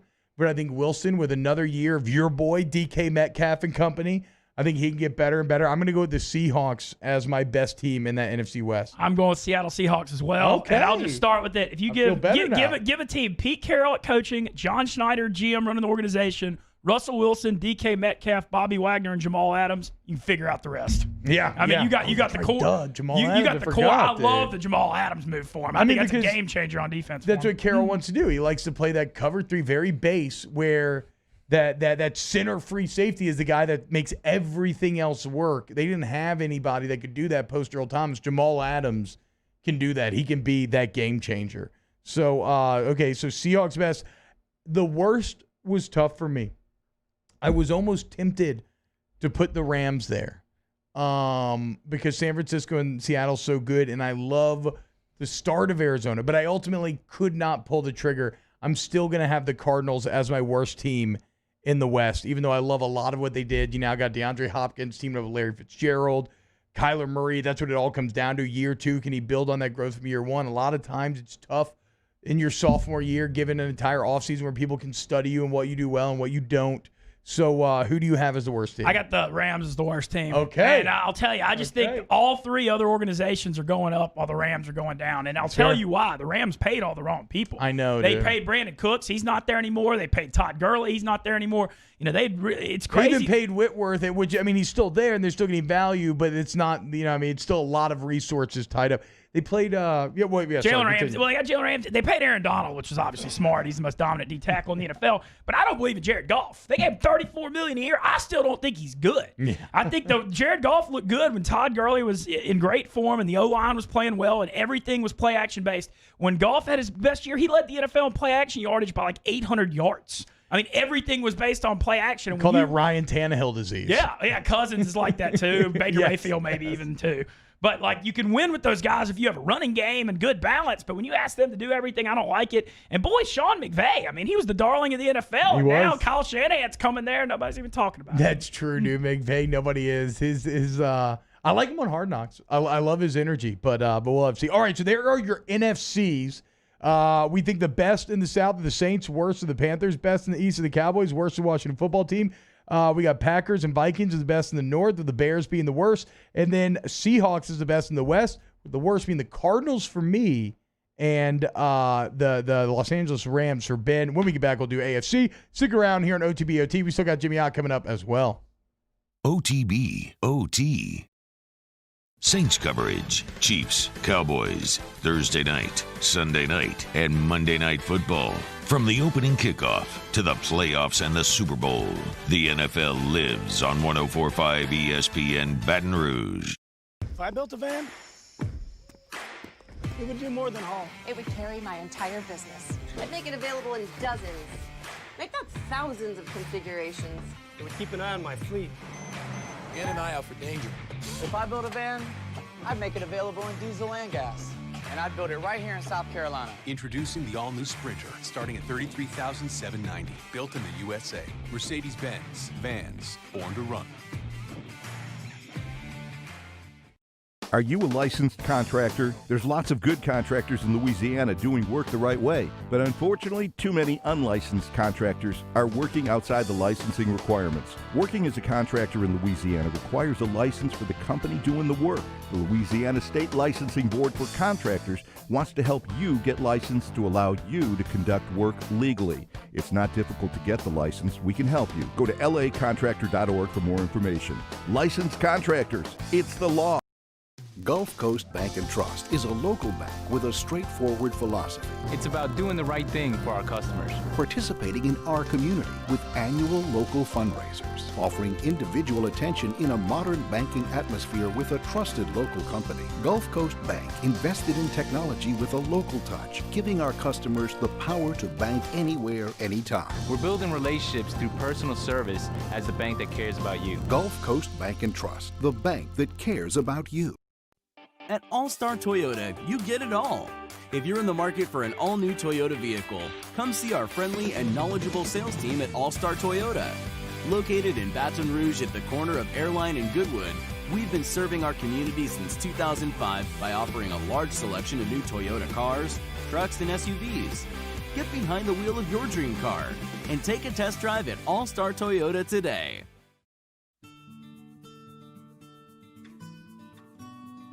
This is a house call. This is a follow-up appointment.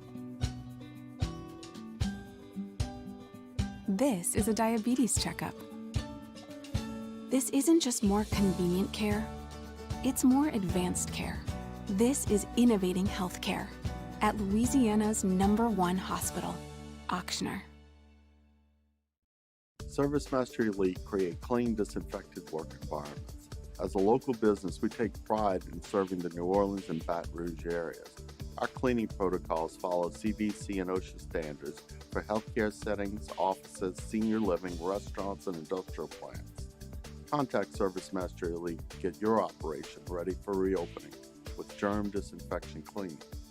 ServiceMaster Elite, the trusted choice in professional cleaning since 1996. To all of our heroes working on the front lines of this COVID-19 pandemic, your bravery and selflessness represent the very best of us, and we want to say thank you. I'm asking everyone around the state to join me in celebrating the heroism of our healthcare professionals on the 19th of every month at 1900 hours, that's 7 p.m. Write a note of appreciation, make plans to donate to charitable organizations, or say a prayer. To learn more, visit 19thanks.org.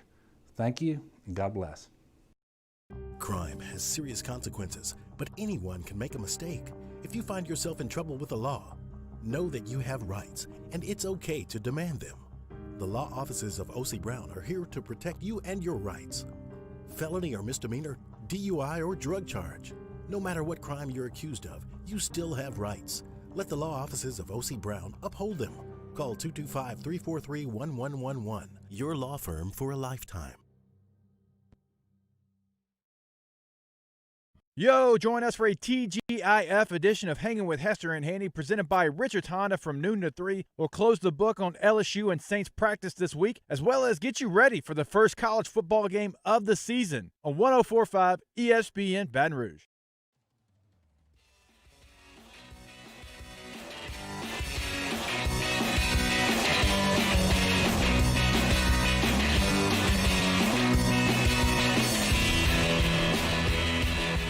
OTB, OT, with T-Bob Hebert, ESPN Baton Rouge, New Orleans, Alexandria.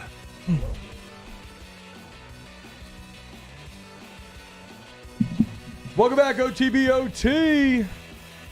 Talking NFL as we're just 13 days away. Just mentioning Pete Carroll's name has triggered a debate over the split national championship of 2003 in the YouTube chat. There are people arguing back and forth about whether USC should have been co-national champions with LSU and everything. It's spectacular. I never really cared, to be honest. I always thought it was a shame LSU and USC never got to play, though. Yes, I mean, it feels like a huge rivalry that they've never played. And then USC makes the ultimate mistake going with Clay Helton over Coach O, and look how that's turned out. Yeah, exactly right. No, so I mean, whatever. You got a natty, no matter what that year. But sure, keep holding on to that Pete Carroll anger. All right, let's see what we did in the NFC, but now in the AFC. So right now we're breaking down NFL divisions. Who do we think is best? Who do we think is worst? Each division. Let's start with the AFC South, where I don't know about you, Ben. I think this was maybe the hardest division for me to choose a winner in, because look, the Texans I think have won 2 of the last 3 years. Yeah. The Titans obviously finished incredibly strong last year, but then how about the Colts, who 2 years ago looked like they were knocking on the door, being like one of the best teams? They lose Andrew Luck like a week before the season. They completely fall off, but now they add Phillip Rivers, a Hall of Fame quarterback. I'm buying stock in PR17. I think the correlation of the Colts fall off is so directly tied into Andrew Luck that I'm going to give them the same benefit of the doubt that getting PR17 is going to juice them back up. I have the Colts as the best team in the AFC South. Man, I don't know what everybody has the Colts. I don't know what you people are watching missing out on this Titans thing. Tennessee goes 7-3 down the stretch. They go to New England and Baltimore back to back in the playoffs. Mike Vrabel showed he's an elite coach. You got Derrick Henry. Him with the clock management wildness against the Patriots was shortening the game. Yeah. It was boring, but it was masterful. I mean, it was really just from a pure clock management strategy standpoint. Vrabel did, yes. I would say he earned a lot of brownie points that day. I think of the Titans. Look, nobody believes Ryan Tannehill can back up. He was number 1 QBR last year, and he actually, yards per attempt, he was one of the leaders in the league, him and Jameis Winston. Look, I don't think Tannehill's going to have quite the year he had last year where he struck lightning in a bottle, but he still could be pretty good. And with Derrick Henry, a good O-line, good coaching staff. Obviously, I love A.J. Brown, who led the NFL in receiving from weeks 12 through 17 last year. Look, I just don't. I think this is out of hand. People don't respect the Titans. You rode the Titans all the way almost to a big payday, Dude, I had $200 to win $11K on them to win the AFC. No, they got them to the AFC Championship, and they were up 17-7. Oh, and then my God, I've never been tormented more in my life having to cheer against Patrick Mahomes in the AFC Championship. I was dying, man. At least Pat got us a little bit back in that Super Bowl, scoring the first rushing touchdown. Okay, so Ben with an impassioned case. I don't believe in Phillip Rivers at all. I think he's done and he's washed up. Okay. I think he's washed up. I'm saying it. Wow, man. Okay, I mean, Coming in with we'll hot find takes out. today. You asked for it. Where's Jacob Hester when you need him? He will defend PR17 until he dies. Worst in the South. This one's easy. Yeah. The Jags. They might be the worst in the NFL. Trevor Lawrence, Jacksonville, first pick. You just going to go ahead and say it. Yeah, I mean, that's why they rolled with Minshew, right? And that's why they have him no weapons. I mean, you got Leonard Fournette, but beyond that, I mean, I guess DJ Chark. Yeah, DJ Chark showed some stuff last year, but yeah, they're really rough. And their defense, the one thing they have that's intriguing is the 2 first-round pick pass rushers, Josh Allen from Kentucky last year and Chase on. They're trying to rebuild the edge rushers, but those guys are so young. I mean, can you believe this team almost made the Super Bowl a couple years ago? I mean, they almost won in New England. How did this happen? Dude, that just feels so far away when Bortles and them got hot for a little bit. I mean, craziest fluke ever, man. Unbelievable, dude. Also, Jalen Ramsey and Hard Knocks could not be more clear about how much happier he is in L.A. than Jacksonville. AFC East next. Ben, it is time. The Patriots have won this division since Jesus was on the cross. Like, it's been forever. 08. It was 08 when Brady got hurt his knee. Yes, 08 AD, exactly, right? They've won it every year since, 12 years in a row, whatever that is. I believe, stand up, Bills Mafia, jump through all the tables, Josh Allen, rocket arm, let's go Bills. I think the Bills finally managed to get it done and win the AFC East. My heart's pulling for that, but I'm not going against New England. Okay. And I know they've got a lot of opt-outs, but I believe Cam Newton has a bounce-back year. They're catching him in such a motivated spot. He is motivated. No, he's motivated. And I'll tell you this, New England signed him for hardly any money. they're not going to be afraid to run him. And I can't wait to see what Josh McDaniels, who's going to redo this offense around this skill set. They're going to run the ball with Sonny Michel and Damian Harris. I think Cam Newton's going to have a lot of rushing touchdowns. The receiving core is a little Cam weak. still run it, though, at We're this going to point? find out. Yeah, because his body. We're going to find out. Yeah, that's Look, true. I love Buffalo's defense, but, man, Josh Allen's just not consistent enough. I know he's a big dude and he can run. He's got a big arm, bro. He got a big arm, but I got to see 5-yard outs completed on a regular basis before I'm going to believe. My favorite Josh Allen highlights are him just like launching the ball 70 yards downfield, and it's always like 10 yards past the receiver. But hey, it looks good while it's in the air, bro. He can spin it. I love the Bills' defense. I mean, we know the Bills' under thing we rode last year, but I still just Josh Allen, a little worried about his consistency. No, he's bad. One name to watch. I'm going to give a little nugget out in the air. Zach Moss, Buffalo rookie, could be the starting running back, was a monster at Utah. He's a little guy to know, fantasy late round nugget. I think he could end up being the starter. I'm writing all this down for our ESPN league you were pitching Yeah. during the commercial break. Worst in the AFC East, to me, again, easy. It is the New York Jets. I love how the Dolphins finished last year in a year where they had no right doing anything successfully given what they had done to their roster. Flores had him playing strong at the end. I think they carry that forward. I think they're better this season. And I don't know. The Jets, to me, look like the biggest joke behind the Washington football team in terms of decisions that they've made. You lose Jamal Adams. I think Adam Gase is terrible. I think Adam Gase has ruined quarterbacks. Look at what Ryan Tannehill did when he finally got out from Gase's tutelage. He did nothing with Jay Cutler. Like, what does Adam Gase's entire quarterback reputation come from? Is it all Peyton Manning? I guess so. I used to be a Gase backer, but I just his organization, he can't get along with his players. And then there's been a big disconnect with ownership and the GM. And the Jets, think about all the terrible picks they've had over the years. They just traded the one they got right. Yeah. The one they got right was Jamal Adams, and you ship him out of town.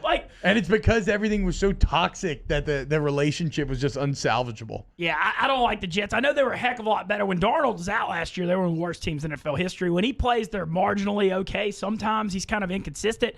But I'm going with the Jets as the worst. I do want to mention my Tua take, though. I am not getting the anointing oil out for Tua yet. Oh. No, Miami's offensive line last year was the worst in the NFL at 32nd. They were 32nd in the NFL offensive line. There was a bigger gap between 32 and 31 than 31 and 19. Ooh. And he never got touched at Bama unless it was big games. Yeah. He had one of the best receiving cores in college football history. I'm not saying he can't be pretty good, but I'm pumping the brakes on Tua rookie year. I'm done. When do you now? How much do you think he plays because the injuries and everything? Is this like a year off for Tua, or do you think he? I think they're going to do the Fitzpatrick starts the first 4 or 5 weeks, and if they're 1-3, Tua's in there. But if they're like doing good and Fitzy comes out with some magic, They could probably win with. I mean, they could win with Fitzy with how well they played as a team last year down the stretch. We'll have to see. I still just that O-line though. I got a lot of concerns. Yeah. Okay. Next up on the list, AFC West, easy best of the Chiefs. They have the best player on the planet in Patrick Mahomes. They re-signed Chris Jones. They re-signed Tyrann Mathieu. Like, the Chiefs front office has, and even when you look at the Mahomes contract and how it's like perfectly suited to managing the cap throughout the years, the Chiefs front office had a hell of an offseason. They should repeat as Super Bowl champs. Anything to add on the Chiefs being the best? I mean, they're the best, but the take I've got on the AFC West, is Denver Broncos are a solid number 2. I like a lot about Denver this year. You love Drew Lock? I like him, but what I love is the weapons around him. With Cortland Sutton, they get Jerry Jeudy, the human joystick. Noah Fant showed a lot at tight end as a rookie out of Iowa last year. Yeah. And then Melvin Gordon on the bounce back with Philip Lindsay. They got some nice weapons. The defense is still pretty solid. They just hadn't – their quarterback play since Manning's been a nightmare. And I kind of have a quarterback evaluation thing. You know, you look at Drew Lockett, kind of an okay program like Missouri. He leaves, they fall off. Whenever you see, that's a quarterback evaluation thing, though. You know, you look at the guys that go to the middle tier schools that take them to higher levels, and when they leave and they drop, that's a way to evaluate good guys. That's basically how I felt about the Colts. So that makes sense to me. Okay, so that leaves it up to the Raiders or the Chargers being the worst team here. And I don't know if it's just because I love Hard Knocks, but I'm wanting to give the Chargers the benefit of the doubt here, even though I hate their quarterback situation. Who's the worst team in the West? Raiders the worst. The Chargers quarterback situation's miserable, but they got a lot of talent on that defense, and I think the defense is still going to be pretty good. Sure. The Raiders, look, everybody wants the Raiders to be good because of Gruden and they're in Vegas, but they suck. You know, Josh Jacobs is good. I don't believe in Derek Carr. No, Henry Ruggs is talented. He's fast, but I think Judy's a better foot. You know, Ruggs can win a track meet, but I think Judy's a better football player. Wait, so there's a great stat that came up when I was ripping on Mitch Trubisky one day where it's like in over 50% of his starts, I think the Bears have scored 17 or less in over 50% of his starts, right? Second on that list was Derek Carr. Derek Carr's stock has fallen off. He's like Jared Goff. He had the one good year. They pay him all the money, and then he's been terrible since. So the Raiders, you think, clearly the worst in the West. Their defense is real rough, too. They've got a lot of holes on defense. And one name rookie to watch, Amik Robertson, who's a South Louisiana, New Iberia guy. Was an All-American at Louisiana Tech. He's going to be chasing Tyreek Hill and Jerry Jeudy around the next few years, and so I can't wait to see that. That's going to be fascinating. And finally, in the AFC North, best team, it's tough, man. It's tough. It's tough because it's what the Steelers did last year with, quarterbacks that I've talked about them multiple times, and I still can't remember their names. Was it Cade May? I know the guys. Doug Hodges and Mason Rudolph, Oklahoma State. Of course, Mason Rudolph got in the helmet debacle and everything with Myles Garrett. But yeah, Duck Hodges, they still went 8-8 LSU. That said, I'm going with the MVP. I'm going with Lamar Jackson. Even losing Earl Thomas, that's fine. It seemed like he was never a great fit anyway. I love Mark Ingram in that offense. Give me the Ravens to repeat as AFC North champs. I'm gonna go with the Ravens, but I still don't think 14-2. They're talking about a team that was 3-2 and they won 11 in a row, and they didn't just win. They were beating playoff teams by 30, 40 points. I think they regress a little bit, and Pittsburgh fights them. The Steelers are the one that are so interesting because they had replacement level quarterbacks. James Conner was banged up. James Conner bounced back fantasy. Another name I want to mention. Okay. They got a good O-line. Roethlisberger back. I think Juju could bounce back. That Steelers defense is awesome. Their defense emerged. How do you win 8 games when they couldn't get first downs? On offense? and now, so they have Little Watt, right? And then they also have Cam Hayward, who's an absolute monster on that D line. The Steelers. That's just what Pittsburgh does, dude. So Minka Fitzpatrick was a huge addition for them. What about now the bottom? And this we're closing out our AFC conversation. The bottom of the AFC North is more interesting to me because I guess I'm just so obsessed with Joe Burrow that I'm actually choosing the Browns to be the worst team in the AFC North, even though I don't even know if that's objectively an accurate take. Where are you at? I actually think Cleveland is like 9-7. I think Cleveland's going to be good because I think the thing with Cleveland, last year, I said it before the year, this is overhyped. Freddie Kitchens is not ready to be a head coach. Their average player was like 25 on their team. It's like the post-hype breakout this year on Cleveland. I like Stefanski. They beefed up their O-line, signing Jack Conklin, who's one of the best right tackles to draft Jedrick Wills out of Bama. They got new bookends. To win with Mayfield, you need to pound the football with Nick Chubb. They got Kareem Hunt and then run play action. Don't put it on Mayfield throwing the ball. They still got a lot of talent. Myles Garrett's back on defense. They got a lot of young talent. I think Cleveland, everybody's writing them off. I actually think they're better than people think. Yeah. I'm not saying they're great, but I'm thinking 9-7. And Cincinnati's going to be fun. But they're going to be, they were 2-14 last year. But I think they'll be like 5-11 and fun. That makes sense. Burrow could be good in fantasy because they're going to be playing from behind and chunking it. It'll be like Kyler Murray year 1 in Arizona, right? Where they were fun, but and competitive, but not ready quite yet. Yeah, as far as the Stefanski thing goes, I did read something fascinating about how Baker just sucks out of 11 personnel, and that he's actually really good out of 12 personnel. Stefanski runs a ton of it, so maybe it's a better fit. We will have to see. That's your NFL breakdown from me and your boy Mincy, giving you the division winners before they happen. Coming up next, talk to Jimmy Ott here on OTBOT. OTBOT. In times of need, get a full list of phone numbers, websites, and other important emergency information on the Demco Stormwatch page at 1045ESPN.com. This is a house call.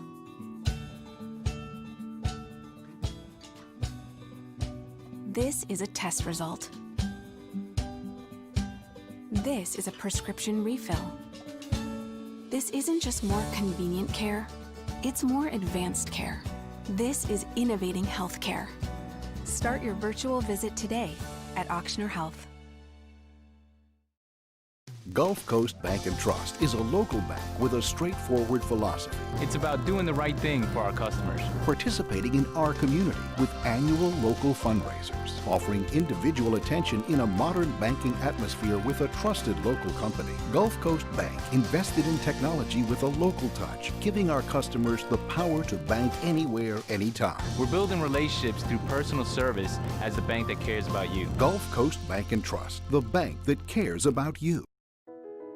I've been doing business with Luba for 25 years. They're dependable, trustworthy. It's just the attention to detail with our clients. Our folks have years and years of experience. They're highly trained professionals. But many companies have that asset. What I'd like to think makes Luba a bit different is that we use those talents in a way that truly is dedicated to serving the needs of the folks who depend on us. Gulf Coast Office Products is a nationally recognized Savin office equipment dealer based right here in Louisiana. Over 100 employees strong, Gulf Coast has the boots on the ground to support all vertical markets, from education, engineering, legal, and finance. With the latest in office technology, from desktop to production segment units, Gulf Coast and Savin have the perfect fit for you. Call 225-756-2644. That's 756-2644 for Gulf Coast Office Products. If I built a van, it would do more than haul. It would carry my entire business. I'd make it available in dozens. Make that thousands of configurations. It would keep an eye on my fleet. And an eye out for danger. If I built a van, I'd make it available in diesel and gas. And I'd build it right here in South Carolina. Introducing the all-new Sprinter, starting at $33,790. Built in the USA. Mercedes-Benz. Vans. Born to run. Are you a licensed contractor? There's lots of good contractors in Louisiana doing work the right way, but unfortunately, too many unlicensed contractors are working outside the licensing requirements. Working as a contractor in Louisiana requires a license for the company doing the work. The Louisiana State Licensing Board for Contractors wants to help you get licensed to allow you to conduct work legally. It's not difficult to get the license. We can help you. Go to lacontractor.org for more information. Licensed contractors, it's the law. ServiceMaster Elite create clean, disinfected work environments. As a local business, we take pride in serving the New Orleans and Baton Rouge areas. Our cleaning protocols follow CDC and OSHA standards for healthcare settings, offices, senior living, restaurants, and industrial plants. Contact ServiceMaster Elite to get your operation ready for reopening with germ disinfection cleaning. ServiceMaster Elite, the trusted choice in professional cleaning since 1996. At All Star Toyota, you get it all. If you're in the market for an all-new Toyota vehicle, come see our friendly and knowledgeable sales team at All Star Toyota. Located in Baton Rouge at the corner of Airline and Goodwood, we've been serving our community since 2005 by offering a large selection of new Toyota cars, trucks, and SUVs. Get behind the wheel of your dream car and take a test drive at All Star Toyota today. Hey, it's Matt Moscona inviting you to join us for Friday's AFR presented by Don Juan Cigar Bar. Finally, the Riot Radio Hours return. Terry O's in studio. We hope you'll join us 3 to 6, 104.5 ESPN Baton Rouge.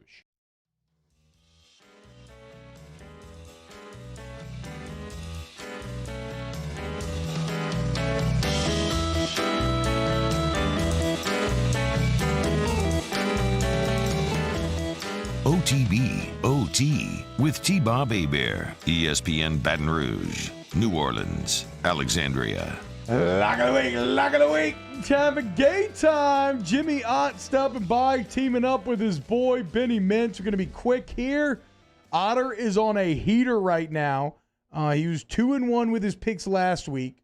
With the heat sweep from a couple of weeks ago, that moved his 2 week ago series to 3-0. If you look overall in the last 3 weeks, Ben, Otter here on OTB is 9-2. Okay, so he's making you money. Okay, let's bring him in right now. Otter, what's up, man? How you feeling this Friday? Can you on OTB OT, and life would be a lot better over here. Hey, okay, Otter. So we are going to be quick. So let's dive into it then. First pick of the week this week. What do you got for the people? All right, look, we got to get to it because I know these guys are playing tomorrow. I got blindsided last night with everybody stopping last minute. But the football game tomorrow night, Central Arkansas in Austin Peay. Central Arkansas 9-4 last year, preseason favorite in the Southland, even though they were whooped pretty good by Southeastern and Nichols combined 68-14 last year. But they returned. Why are they favored this year? They were co-champs last year with Nichols at 7-2, and they returned 19 starters, including their junior quarterback Braylon Smith, 3,700 yards passing and 32 TDs as a sophomore last year. So the Purple Bears, if they're back, they're making a trip to North Alabama. The Purple Bears? Is that their mascot? It's the Bears, but they're purple, so we're rolling with purple Bears. There you go. Mitzi may know it. Mitzi may have eaten a few purple Bears. I was gonna say, I think he's probably seen some purple bears a time or two. Yeah, I was just a fan of the dancing bears for sure. So 3,500 fans actually allowed in this game in Montgomery. 5 days later, they'll go to Birmingham and play UAB. So on the other side, Austin Peay, Will Healy. Will Healy kind of started this program. 2017, Eddie Robinson, National FCS Coach of the Year, resurrected this Austin Peay program.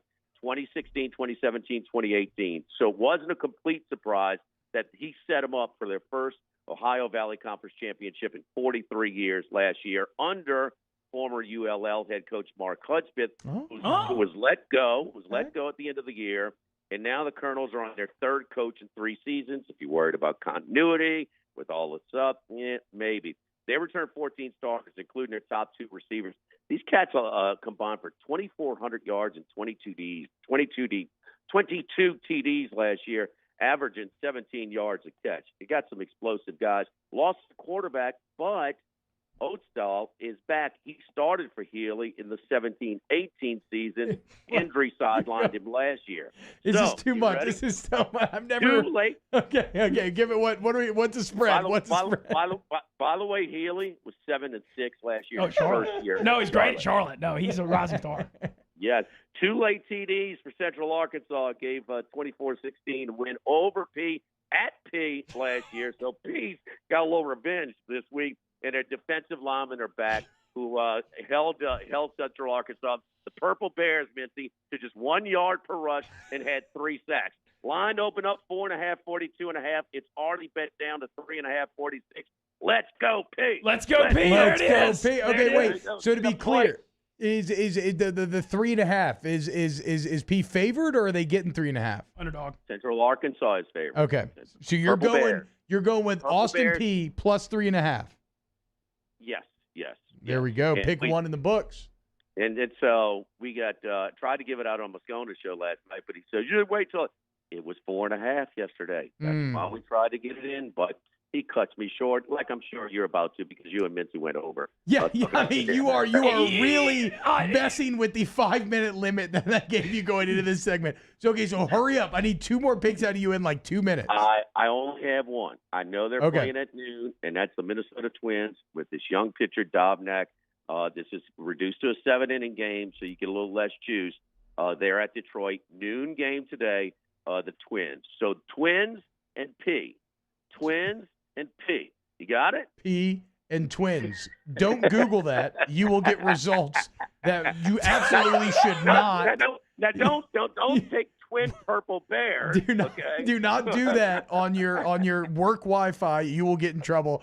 Jimmy Ott, Game Time with Jimmy Ott, holding it down every single night, 6 to 8 p.m. Him and Ben Mintz handing out the picks, making you money. Otter, thank you so much for stopping by again today. Domino's Peay.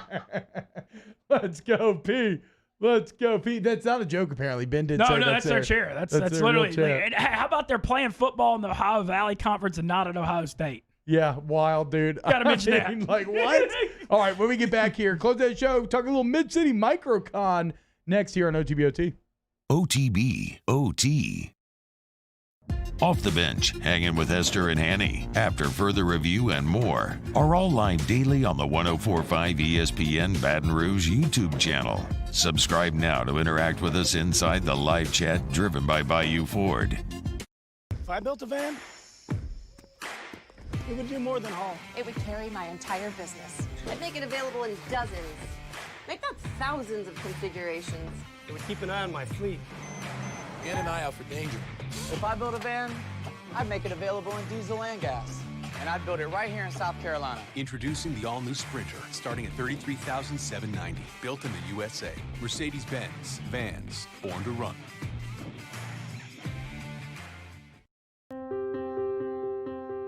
This isn't just another day. It's so much more.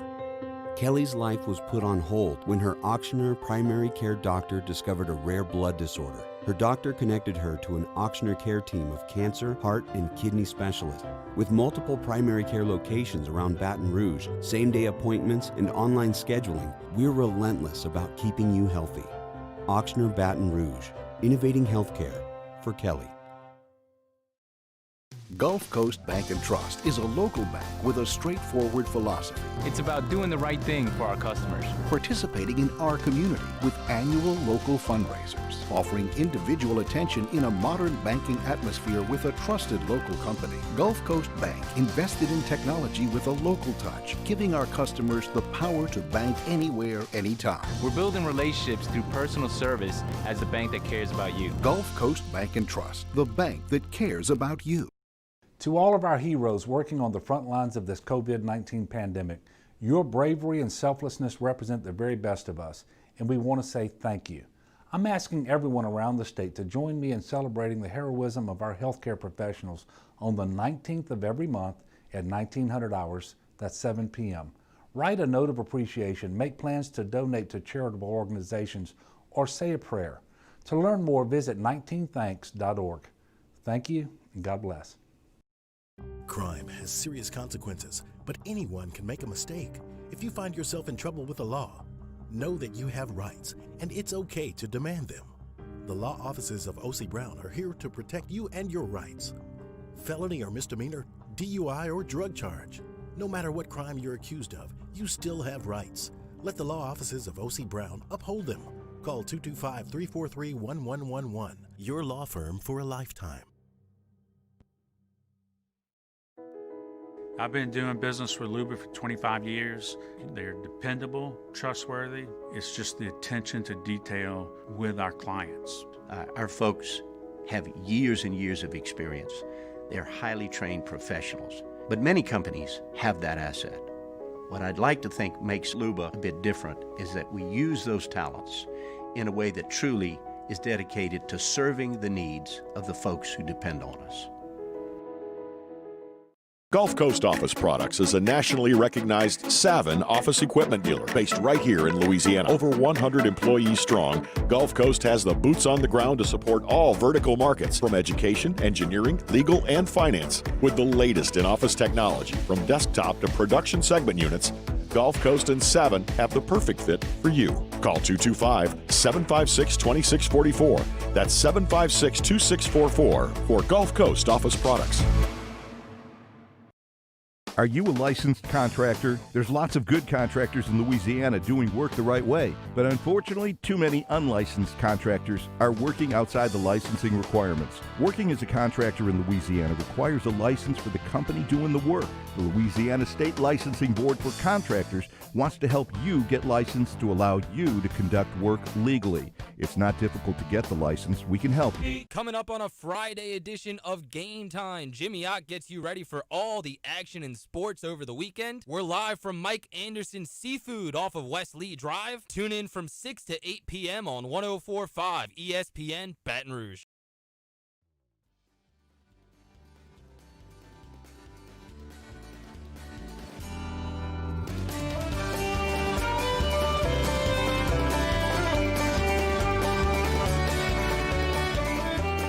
OTB, OT, with T-Bob Hebert, ESPN Baton Rouge, New Orleans, Alexandria. All right. Well, yeah, boy. Welcome back to OTB, OT. Gosh darn it.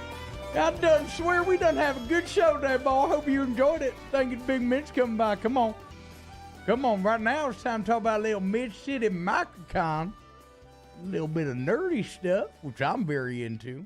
Okay, we got Nicolette from the East Baton Rouge Parish Library talking Mid-City Microcon, the third year celebrating comics, artists, and fans. It's local. It's awesome. They've had to go virtual this year. I dressed up as a wizard last year, had so much fun at the Microcon. The panels were excellent. The art was incredible that you could buy, the local comic books. But you don't want to hear from me. Let's talk to Nicolette. Nicolette, what is going on? Thank you for joining us today. Hey, I am great. How are you doing? I'm doing very well. So this is a celebration of all things nerd, as most cons are. Y'all do an incredible job over there, the East Baton Rouge Parish Library. It's a beautiful library to begin with. Unfortunately, it is going to be online only this year. So what are the main ways that people can get involved? Yeah, so if you guys can go to our website, which is ebrpl.com/MCMC, we have a list of the things that are going on for the day. We have some panels going on, some workshops, and other little interesting videos that we're going to show throughout the day. And for the workshops, it'll be on Zoom, so you have to register for those. And all the links are available on the website. Yeah. Sorry, continue. I was just going to say, as far as the panels, that will be streamed live on YouTube. So we have a link up on the website right now where you can go and access that on the day of. Yeah, so the best landing spot for all of this, if you want to get involved in watching the panels on YouTube, which if you're creative, I cannot recommend enough. If you want to do the cosplay competition, like all of these links are going to be at EBRPL, so that's East Baton Rouge Parish Library.com/MCMC Mid-City Microcon. What about the cosplay competition and some prizes? Like how can people get involved virtually in ways that they normally would physically? Yeah, so we have a couple things to kind of give that feel of a physical con in the virtual realm of things. So with the cosplay contest, we have a link on our website as well where you can submit your pictures and your videos of your cosplay. We have it broken down by age range, and each age range will win a good prize pack of comics, different little knickknacks, and all things that represent our con. We also have a scavenger hunt that's going on. So one of the things with the physical con is that we have our arts and comics market, but we can't really do that this year. So this year we're doing scavenger hunt, which is basically you'll go to different websites, look for different clues, and once you submit that information online, you can win a prize. So that kind of gives traffic to our artists and our creators, brings people to their websites, kind of introduces people to different artists and creators in the Baton Rouge area. Yeah, and that was one of my favorite parts is learning these people who are out there creating comic books here locally. And then, as I said, if you're creative and you're into this sort of things, I got the Let's Make Comics panel with Javier Hernandez. You got our experiences and how they drive our storytelling with Jason Walsh. You got world building with Antoine Mitchell. So there's just so much to look forward to this weekend.